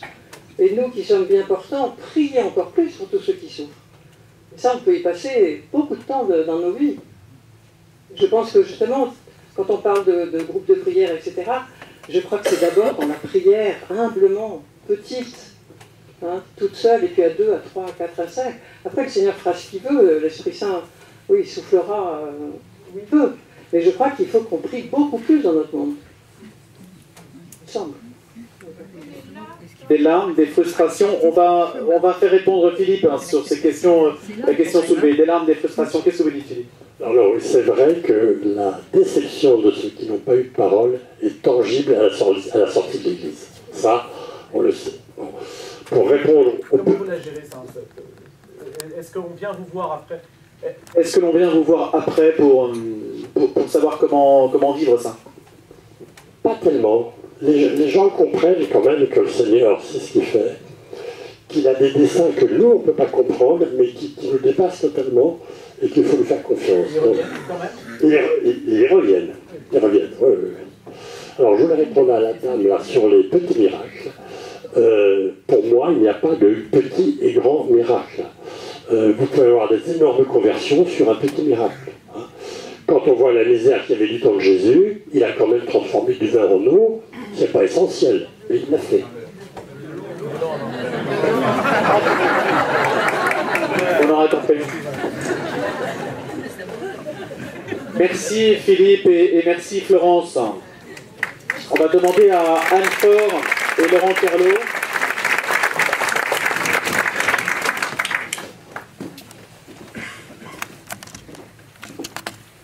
Donc Anne Faure, épouse de Philippe, puisque c'est vous qui, en fait, êtes à la manœuvre le jeudi, hein, Et vous allez nous expliquer, on va voir aussi avec Laurent Carlo, on voulait insister sur la manière d'encadrer ou de considérer ces paroles de connaissance. Alors, ça a quand même été dit dans le documentaire sur le discernement, mais comment est-ce que vous faites, et vous allez nous dire comment ça se passe, comment on sélectionne, comment on sait que telle personne est faite pour ça ou pas. Alors parfois j'ai des prêtres qui m'envoient des jeunes ou des moins jeunes en me disant, ils arrivent et ils me disent tel prêtre me dit de venir te voir parce que j'ai des paroles de connaissance.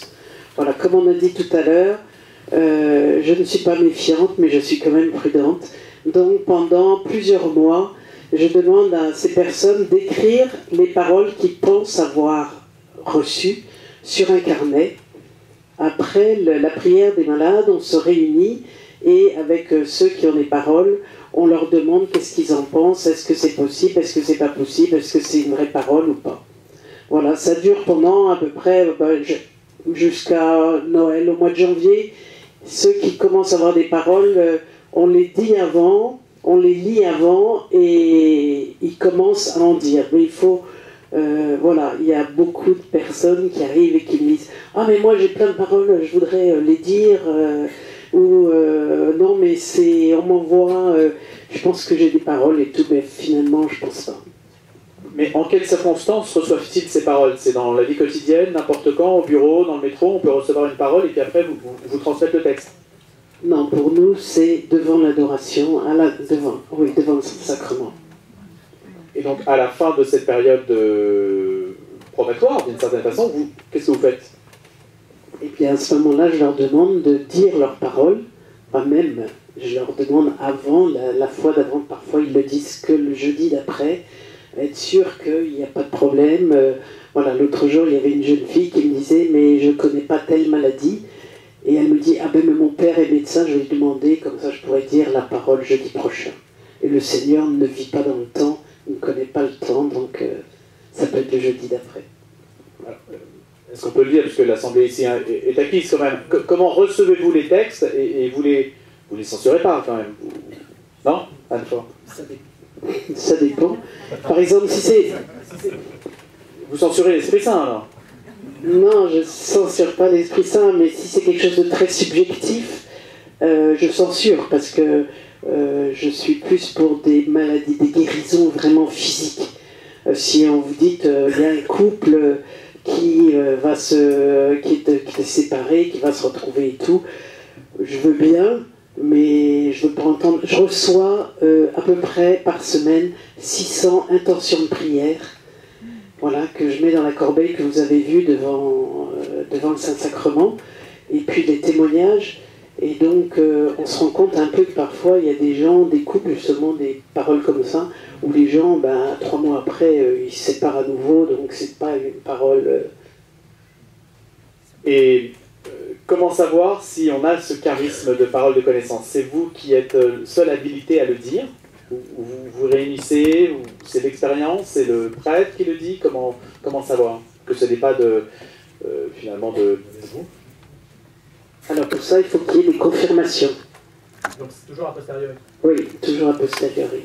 Mais on est quand même plusieurs à voir, mais de toute façon, comme on disait avec Thierry Aval, on se pose toujours des questions. On se dit, est-ce que c'est vraiment de nous? Est-ce que c'est vraiment de l'Esprit Saint? Est-ce que c'est le Seigneur qui parle à travers nous? Nous ne sommes que des tuyaux, des canaux, des vieux tuyaux, et on se laisse faire.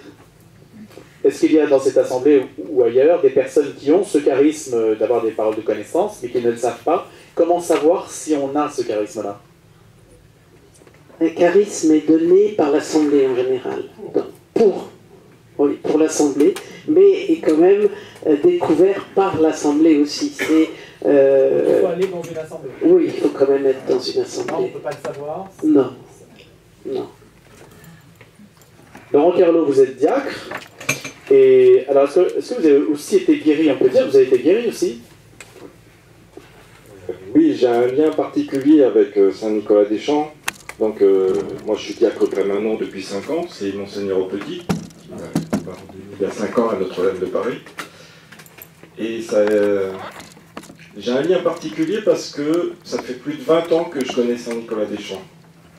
Et le Seigneur m'a guéri. Il y a des guérisons physiques, et il y a des guérisons intérieures, psychiques. Moi, ma maladie, mon cancer, c'est la haine, la colère, l'amertume qui me consumait. Pourquoi? Très vite. Parce que mon père, quand j'étais enfant, a essayé de tuer ma mère devant mes yeux. Il a essayé de l'étrangler. Il a essayé de me tuer plusieurs fois. Et la haine, la colère avait envahi mon être quand j'étais enfant, jusqu'à l'âge de 14 ans. Et de l'année 81 à 1995, j'ai vu mon père 3 fois. Et les 3 fois, j'aurais pu le tuer. La haine consume. La haine est mauvaise conseillère. Et j'ai eu la chance de rencontrer un ami. J'ai travaillé 30 ans à la RATP.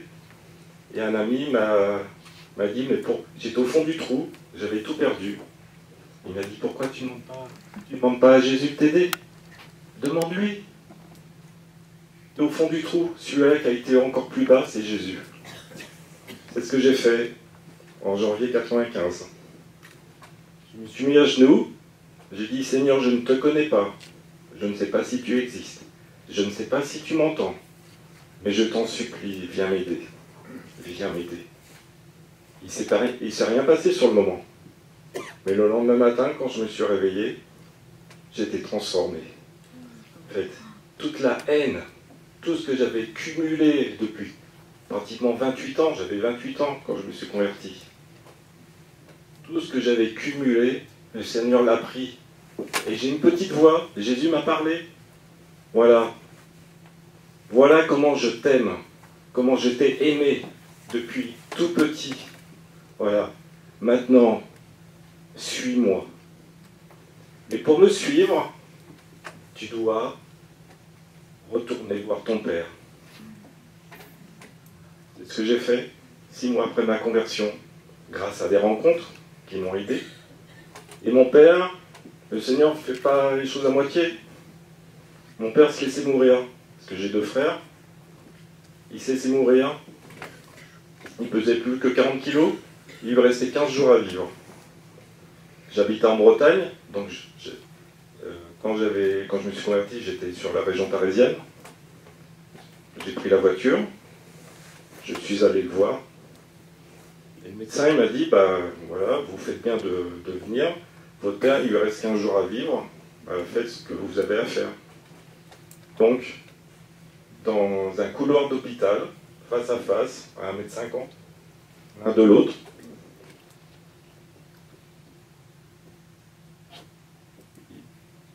il m'a regardé, il m'a dit, je t'ai jamais fait de mal, je t'ai jamais tapé. Ah, je dis, si.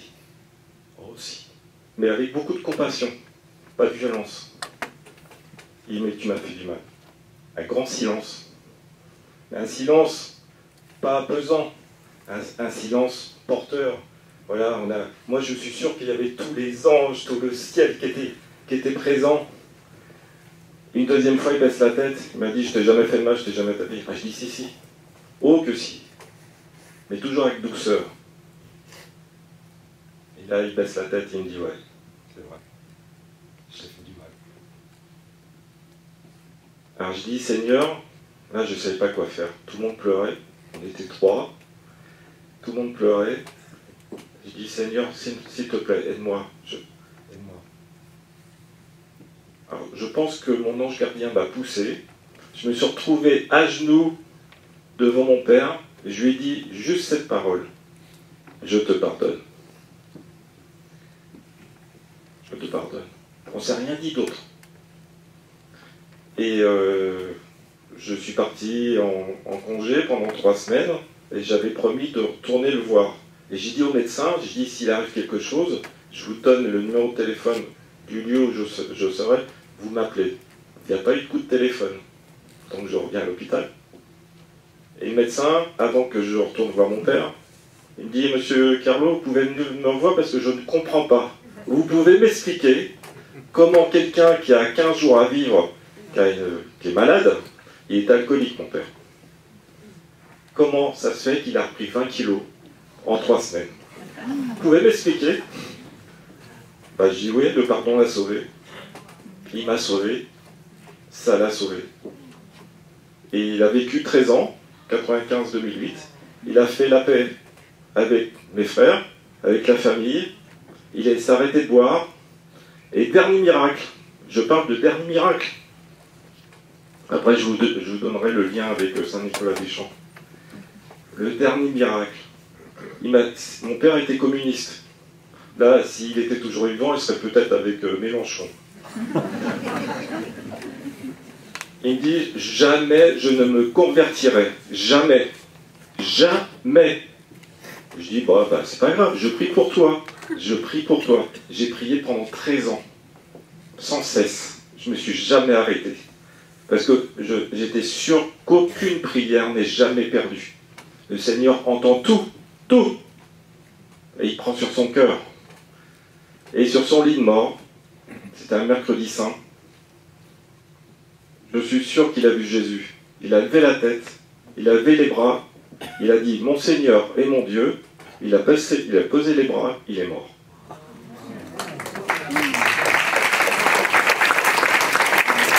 Voilà. Aucune prière n'est jamais perdue. C'est ce que je dis, je suis aumônier d'hôpital depuis 3 ans. Et je dis qu'avec les patients que je rencontre, j'essaie de donner de l'espérance. Et ce qui a été dit, j'essaie de les consoler et de leur donner de l'amour. Et mon lien avec Saint-Nicolas-des-Champs, en fait, après ma conversion, ce que je disais Florence, c'est que moi je me suis converti en une nuit. Il m'a complètement retourné, le Seigneur. Et une anecdote, je me suis marié 3 fois. La première, c'était à l'église. J'ai eu une nuitée de mariage en 2006. Et mon ex-femme, après ma conversion, je me suis converti un samedi, elle passe le lundi. Je ne sais pas pourquoi elle est passée. Elle est passée un soir. J'ouvre la porte. Et elle fait l'étonnement. Enfin, je ne me suis pas rendu compte. Il paraît que j'étais lumineux. Le Seigneur a tellement transformé que j'étais lumineux. Elle me dit, t'es malade? Je dis oui, je suis malade de Jésus.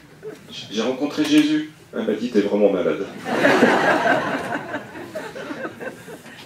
Et en fait, mon lien, en fait, avec cet ami qui m'avait parlé de Jésus, Jean-Baptiste, à l'RATP, on a découvert la prière des malades à Boulogne-Billancourt, les comités de l'Emmanuel. Et pendant 2-3 ans, on y allait. Et après, ça a fermé. Donc, j'ai découvert Saint-Nicolas-des-Champs, voilà, il y a plus de 20 ans. Et j'ai dit, Seigneur, je vivais dans... Moi qui n'ai jamais été aimé, vraiment, je cherchais l'amour, mais je cherchais mal. Je cherchais l'amour inconsciemment dans une femme qui avait une violence en elle. Et on reproduit souvent les mêmes schémas. Et je cherchais cette violence. J'ai dit, Seigneur, il faut que je m'en sorte.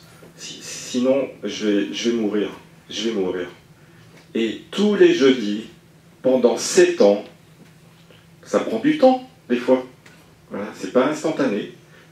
Pendant 7 ans, à Saint-Nicolas-des-Champs, je me mettais au fond de l'église, à genoux, et j'ai prié, et j'ai pleuré, et j'ai pleuré. J'en ai fait des seaux d'eau, hein, mais j'ai su que petit à petit, le Seigneur me relevait, me guérissait intérieurement. Ouais. Il y a 3 choses qu'il m'a offertes. J'ai pu m'aimer, moi. Quand un père vous dit t'es un bon à rien, t'es nul, il vous répète encore ça et ça et ça, et bien vous le croyez. Et il fallait que je guérisse de ça. J'ai pu aimer correctement. J'ai rencontré ma femme dans les foyers de charité, à Châteauneuf de Galore. Ça fait 22 ans qu'on est ensemble. Et elle a pu m'aimer, parce que je me suis laissé aimer. Et grâce à cet amour du Seigneur, voilà, c'est grâce à cet amour qu'il m'a donné, à cette consolation, il m'a donné la patience, l'amour intérieur, maintenant que je peux redonner totalement. Il m'a appelé à être aumônier. J'ai pris ma retraite. Je suis jeune. J'ai pris ma retraite à 53 ans. Je suis désolé. Je vais peut-être en choquer certains. Hein. Je suis désolé. C'est la RATP. Hein. Bon, j'ai pas ma retraite pleine. Hein. Mais le Seigneur, c'était très fort intérieurement. Il m'appelait à être aumônier d'hôpital par rapport à ce que j'avais vécu. Il fallait que je redonne cet amour, cette consolation. Et je peux vous dire, je peux vous assurer que grâce à la prière pendant 7 ans, et maintenant que je suis aumônier depuis 3 ans, j'aimais bien mon travail à RATP. J'ai fait plusieurs choses. Mais là, je suis là où Dieu me veut. En tant que diacre permanent et en tant qu'aumônier d'hôpital, je suis à ma place. Et ça, c'est grâce, il s'est passé plein de choses, mais grâce à Saint Nicolas des Champs, à la prière et à Jésus. Voilà.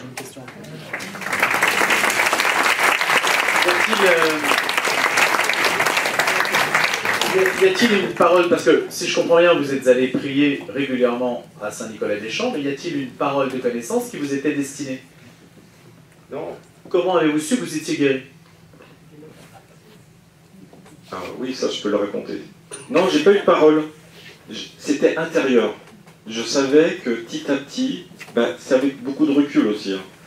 Je savais que le Seigneur, par les pleurs, il passait par les pleurs, par l'émotion, par une force intérieure qui grandissait, qui me guérissait de petit à petit. Et j'ai jamais eu de parole. Jamais. Et je peux comprendre ceux qui sont frustrés. Je rencontre des patients, des fidèles à Saint-Nicolas-des-Champs qui sont frustrés, qui sont des fois en colère. Donc j'essaye de les rassurer aussi. Comment j'ai su que j'étais guéri? C'est en avril 2002, avec le Père Michon, mon père spirituel, du foyer de charité de Châteauneuf-de-Galeur. Peut-être certains le connaissent. Et j'ai toujours dit au Seigneur, j'ai dit, tu me donneras la compagne que toi tu veux pour moi. Parce que j'avais compris que si moi je cherchais, j'allais me planter. Excusez-moi de parler comme ça, j'allais me planter. C'était pas possible. J'ai eu quelques compagnes, et plus les compagnes, je cherchais l'amour, mais pas comme il fallait, plus la violence augmentait. Moi j'ai une compagne qui m'a frappé dessus. Voilà. Mais j'ai dit stop, j'avais une petite fille d'1 an et demi.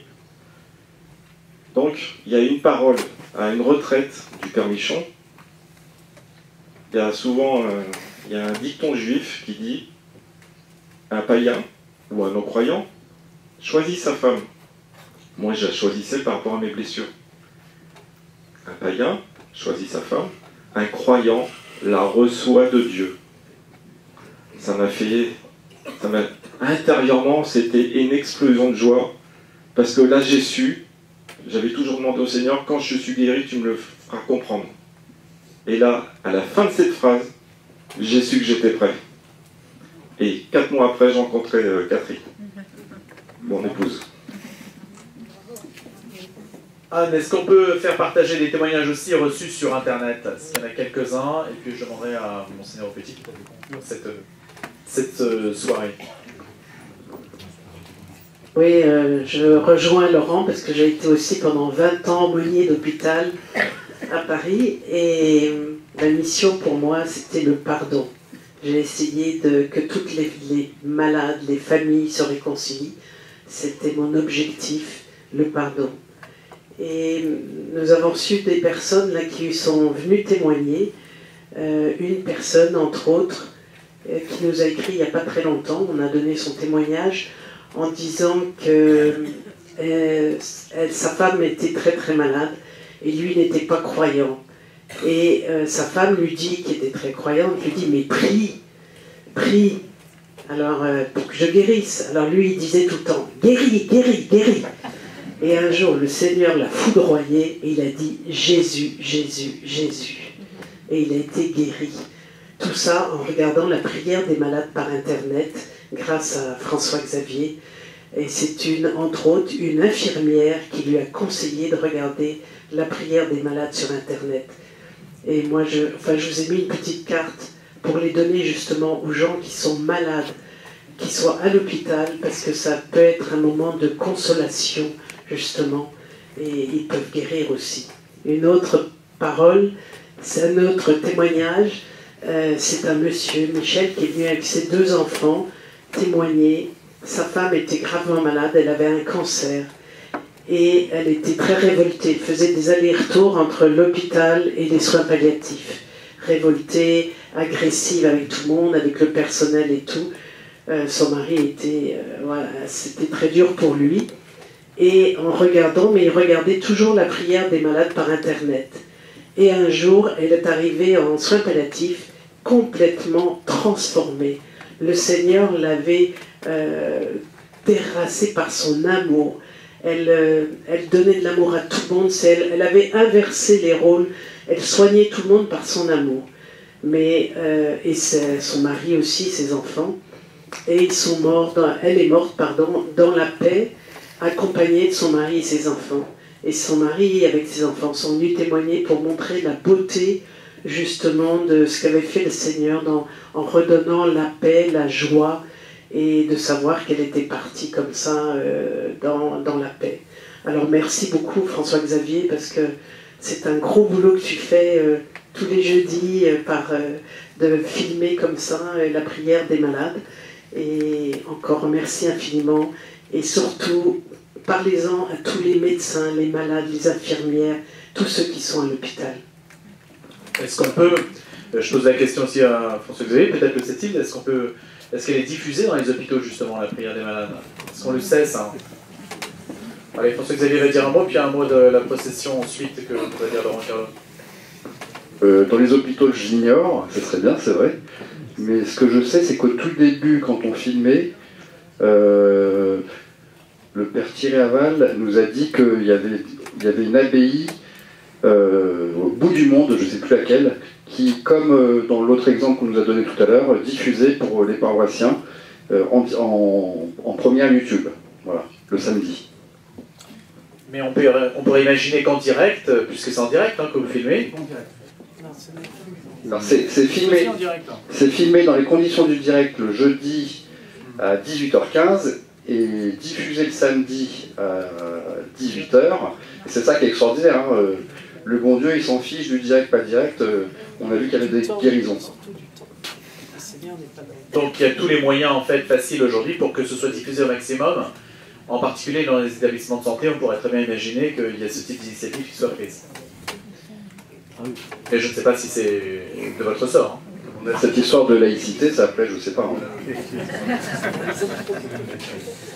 Déjà dans les hôpitaux catholiques, comme vous dites, Anne, non mais ça c'est quelque chose simplement à proposer, non? Peut-être. Hein. Laurent Carlo, vous voulez dire un mot de la procession? On a vu dans le documentaire d'ailleurs, à un moment il y a une séquence où paraît-il le rayonnement, on a vu le rayonnement autour de l'ostensoir. Je voudrais juste revenir, c'est pas diffusé hein, dans les hôpitaux. Hein. Moi je connais tous mes collègues à Paris, c'est pas possible, avec la laïcité, ça passera jamais. C'est impossible. Moi j'incite, quand je vois des patients, voilà, je parle beaucoup de la prière des malades. Donc des fois, c'est moi qui inscris leur prière sur le site, parce qu'ils ne savent pas faire, et je leur dis, bah, allez voir la vidéo juste après. Oui, vous avez vu la procession, depuis 2 ans, maintenant ce sont des diacres qui font la procession. Et on est très très heureux. C'est quelque chose de très puissant, c'est d'une émotion. Et quand on porte Jésus, mais c'est lui qui nous porte, évidemment. Mais on le porte.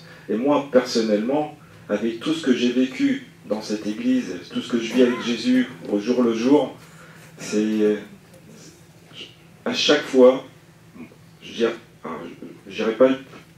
vais utiliser ce mot-là, je suis en extase.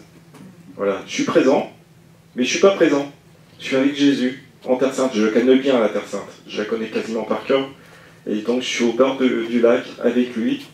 Et en même temps que je fais le signe de croix, avec Ostensoir, c'est d'une émotion, c'est un cœur à cœur. Voilà.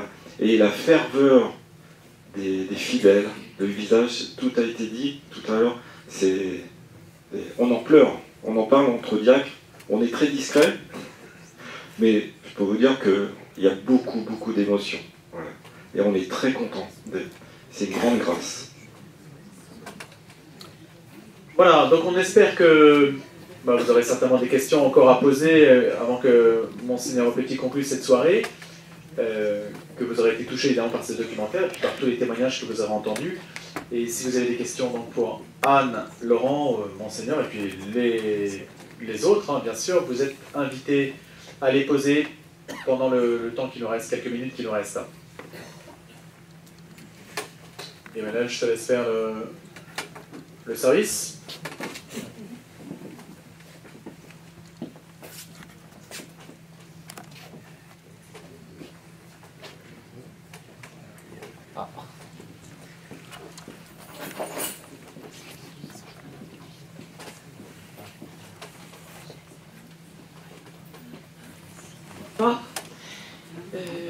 Je m'adresse à Port et son mari Philippe.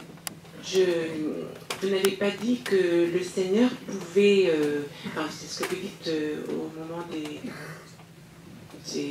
assemblées, que le Seigneur peut guérir après coup, pas sur le moment, mais après.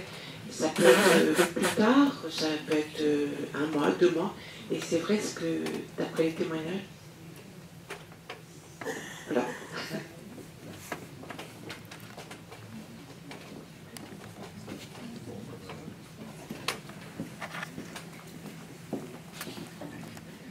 Laurent ou Anne, allez-y là-dessus sur les guérisons après coup. Oui, le Seigneur peut guérir immédiatement ou peut guérir aussi progressivement. Donc, ce qu'on demande souvent à la fin de la prière, il y a un endroit où ça s'appelle écoute des témoignages. Donc, les gens viennent nous voir et nous disent j'ai été touché par cette parole, qu'est-ce que j'en fais? Est-ce que je ne suis pas guéri pour l'instant, mais qu'est-ce que j'en fais? Donc, on dit vous accueillez la parole, vous rendez grâce, vous remerciez le Seigneur et vous continuez à prier. Et y a-t-il des témoignages qui aujourd'hui sont, comment dirais-je, classés, répertoriés? Comment les analysez-vous par rapport à tout ça? Ceux qui, d'abord, on a découvert dans le documentaire qu'il y avait des témoignages, des guérisons physiques et psychiques aussi. Donc toutes les maladies en fait sont concernées. Et moi j'avais une question toute simple, c'est à partir de quand s'estime-t-on malade au point d'aller à Saint-Nicolas-des-Champs? Écoutez, je crois que je suis la première à être malade, je crois que je vais y aller régulièrement, on est tous malades, on a tous quelque chose. Ouais.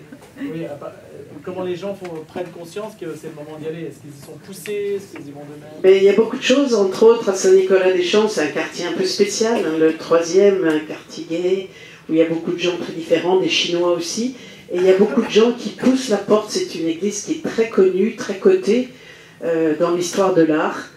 Et donc beaucoup de gens viennent la voir et on a des gens qui nous disent je suis rentré par hasard dans cette église, j'ai été guéri, j'ai été converti, j'ai été... Voilà, certains qui demandent le baptême. Voilà. J'avais oublié de poser la question, pourquoi ne pas faire ça tous les soirs?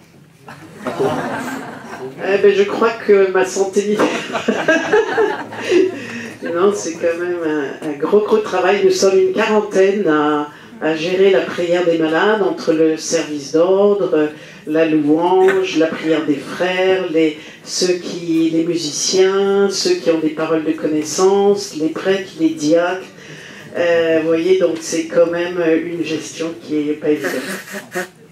Merci beaucoup Anne, merci Laurent, merci à tous. Hein, et peut-être Monseigneur, vous qui avez ouvert cette soirée, si vous voulez la conclure, puisque vous nous avez parlé d'audace, alors maintenant je pense que l'Assemblée va repartir absolument revigorée. Voilà, je pense qu'aujourd'hui le Seigneur, à différentes époques, vous savez, jusqu'au IVe siècle, tout le monde priait pour la guérison. C'est-à-dire tout baptisé s'estimait en droit de prier pour la guérison. On l'a perdu au IVe siècle, je ne sais pas comment, sans doute parce que le salut était là, et que chacun pensant qu'il avait le salut, il n'y avait plus besoin de formaliser la prière de guérison. Or, je pense que nous sommes revenus à peu près au premier temps chrétien. Je pense qu'il faut retrouver les églises domestiques, comme aux 3 premiers siècles, et peut-être aussi la prière de guérison. Voilà déjà. Et puis, n'oubliez pas que l'essentiel, effectivement, c'est le salut, mais c'est le rapport personnel. Je pense que vraiment, toute consolation, toute compassion vient de l'attention qu'on porte aux autres. Je vis une expérience particulière en ce moment où je vis avec des gens que je n'aurais peut-être pas choisis en temps ordinaire, mais je vois bien qu'ils se reconstruisent parce que je vis avec eux, je fais la vaisselle avec des gens qui sortent de prison, etc. Et c'est dans ce rapport mutuel. Vous savez, saint Augustin disait, pour vous je suis évêque, avec vous je suis chrétien. Quand j'étais à Nanterre à Paris, j'étais absolument persuadé que j'étais pour vous je suis évêque, mais je me disais, mais à quel moment, avec vous je suis chrétien? On ne nous permet pas de le vivre, je vous le dis. Alors qu'aujourd'hui, je sens vraiment que je suis apôtre parce que c'est avec vous je suis chrétien. Donc n'oubliez pas.